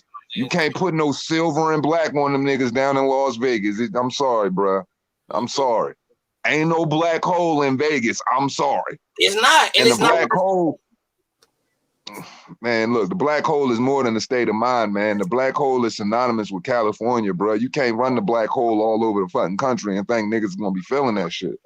The closest place y'all may have had to keeping that was when y'all went to LA. That's about. Because when you take the Raiders out of California, you take Al Davis, you take Marcus Allen, you take John Madden, you take so much shit away from it. Like, it just don't feel right, bro. Yeah, so I'm like, I just feel like with that, I think the Raiders should have stayed in Vegas. I still like my Raiders, but honestly, I ain't even watching football right now. I'm like, because of this whole little COVID shit, and I'm like, bro, it's not even entertaining to me like it once was. I like seeing the crowd. I like hearing the crowd when you see the quarterback under center and you just hear that. It's like with the Lakers winning the championship, bro. How many people really saw that shit? Like, I'm like half-assed. Like, I'm like, did they really win a championship though? Like, cause I don't even. I'm like, this year, yeah, the Lakers won, bro. That was like the toughest championship in my opinion, bro. Why you say that? Anybody to win. Why you say that? You a father, bro. I'm a father. Like imagine having to leave your family to go live on a freaking campus for like 2-3 months just to play ball. And with all the shit that's going on, you got your family back at the crib you worrying about. Like that's mentally challenging, bro. Like you really gotta focus on the ball and shit. That was after though. That was after. But see, in the beginning though, cause see, my cousin playing the NBA. All the families was allowed to go. And if you didn't go when they went, you couldn't come because you couldn't be outside the bubble. Like, that's why, like, once you got inside the bubble, you couldn't leave the bubble. That's why whoever was coming in the bubble had to come in right then. And motherfuckers was just, but you got to realize these niggas got all these high sedity ass wives. You know what I mean? They live in a certain type of life. They ain't trying to trade that shit for the bubble. They don't care if they got Disney World, all of the fucking movies they put out, like Black Widow and the Eternals and all that, man. Them kids wasn't hearing none of that shit. I mean, fuck that bubble, man. Cause shit. Like I think when they first went to the bubble, like the family wasn't able to go yet. It was like after a few, you know what I'm saying, like a few weeks or months or whatever. Then they was saying they gave out that shit where you could get 2 tickets to your immediate girlfriend or son or whatever, and that's when they started coming. But even a lot of the players was leaving the bubble because they was just like, yo, I got other shit I got to attend to. Yeah. Like I got to be out. Like niggas was real rap leaving the playoffs behind that bubble shit. They was giving them ultimatums like, yo, once you step off, ain't no coming back. And a few key players left the bubble that way, man. I lost fantasy money behind that shit, man. Yeah, I can't do that fantasy shit, bro. Oh man. The NBA too, you gotta be like paying attention to that shit like every day. Like that's why I only do the NBA during the playoffs, dog. It's a big money maker for me during the playoffs. During the regular season, there's too many great players, too many positions on the floor. You got to like really be on like Albert Einstein shit with that shit if you trying to win some bread, bro. But when you can reduce that shit down to bust so many teams, yeah, it's a lot of money to be made. Nah, it's smart. It's smart because in the beginning, it's too many teams, too many games. Bro. Yeah, do that shit during the postseason. You gonna win a bag. And I'm talking about I was playing dollar jukeboxes and shit like that, hitting 500, 1,000, shit like that during this postseason. So yeah, definitely check that shit out during the postseason. Yeah, bro. A week talking about 25-cent games. I was banking definitely $100 a night, like that's easy money, nuts, bro. Yeah, bro. Definitely was that easy shit money, sound man. Good. I could come through right now. Oh yeah, because shit, man, like because for real, I use the fantasy during basketball season and football season to motherfucking cover up for some of my bills and shit like that because that shit be coming through for me. I've been doing it for so long now. But like you just said, I will not mess with the NBA for nothing during the regular season. That's a dud right there. Like nigga be losing money behind that shit. You know how baseball be having like 150 games? Like that's doing too much, bro. Too much, man. It's too much. That's why I like football. I do football. I do boxing. I'll do college football when it's based on the games, when I can just do game picks. Right. And I'll do NFL all year round because I'm just an NFL head like that. And then even then with the NFL, it's only but so many teams and only 16 games in the season. So Yep. Yeah. Well, fellas, I'm at the dip out. I gotta go cook my baby something to eat. They sitting there screaming, hollering. Just had to go change some butts. Got some pissy booties in there. But just wanted to let everybody know, man, I should be doing live commentary tonight because the fight coming on at 4:30. I ain't got to be at work till 8:30. So I'm sure I'll be able to cover the fight. I'll probably be able to give y'all a commentary, not a post-fight review because I'll probably have to get dressed for work. If I got time, I'll give you a post-fight review, but I will for sure be able to give y'all some live commentary. Deuce, if you're not doing it tonight on your channel, you know what I'm saying, feel free to slide through so we can talk some shit. And David A., if you got time later on, you already know. Slide through. Know. You know what I'm saying? So just want to let everybody know that's still in the live that we will be live tonight for this fight. And as always, I want to thank my two brothers, David A. Sports, for sliding on the panel with me. I want to thank my other brother from another mother, Mr. Two Hands Up. Thank my brother for sliding on, man. And David A., closing thoughts before we get out of here. Enjoy the fight, man. It's gonna be a hell of a fight, yo. Deuce, you already know. Sure. Hey, man, as we always say at the end of this shit, man, it costs you nothing, man, to pay a nigga no mind, man. David A., man, salute, man. Boom, salute, man, until we do this shit again, though. Respect. Salute, my boy. Respect, though.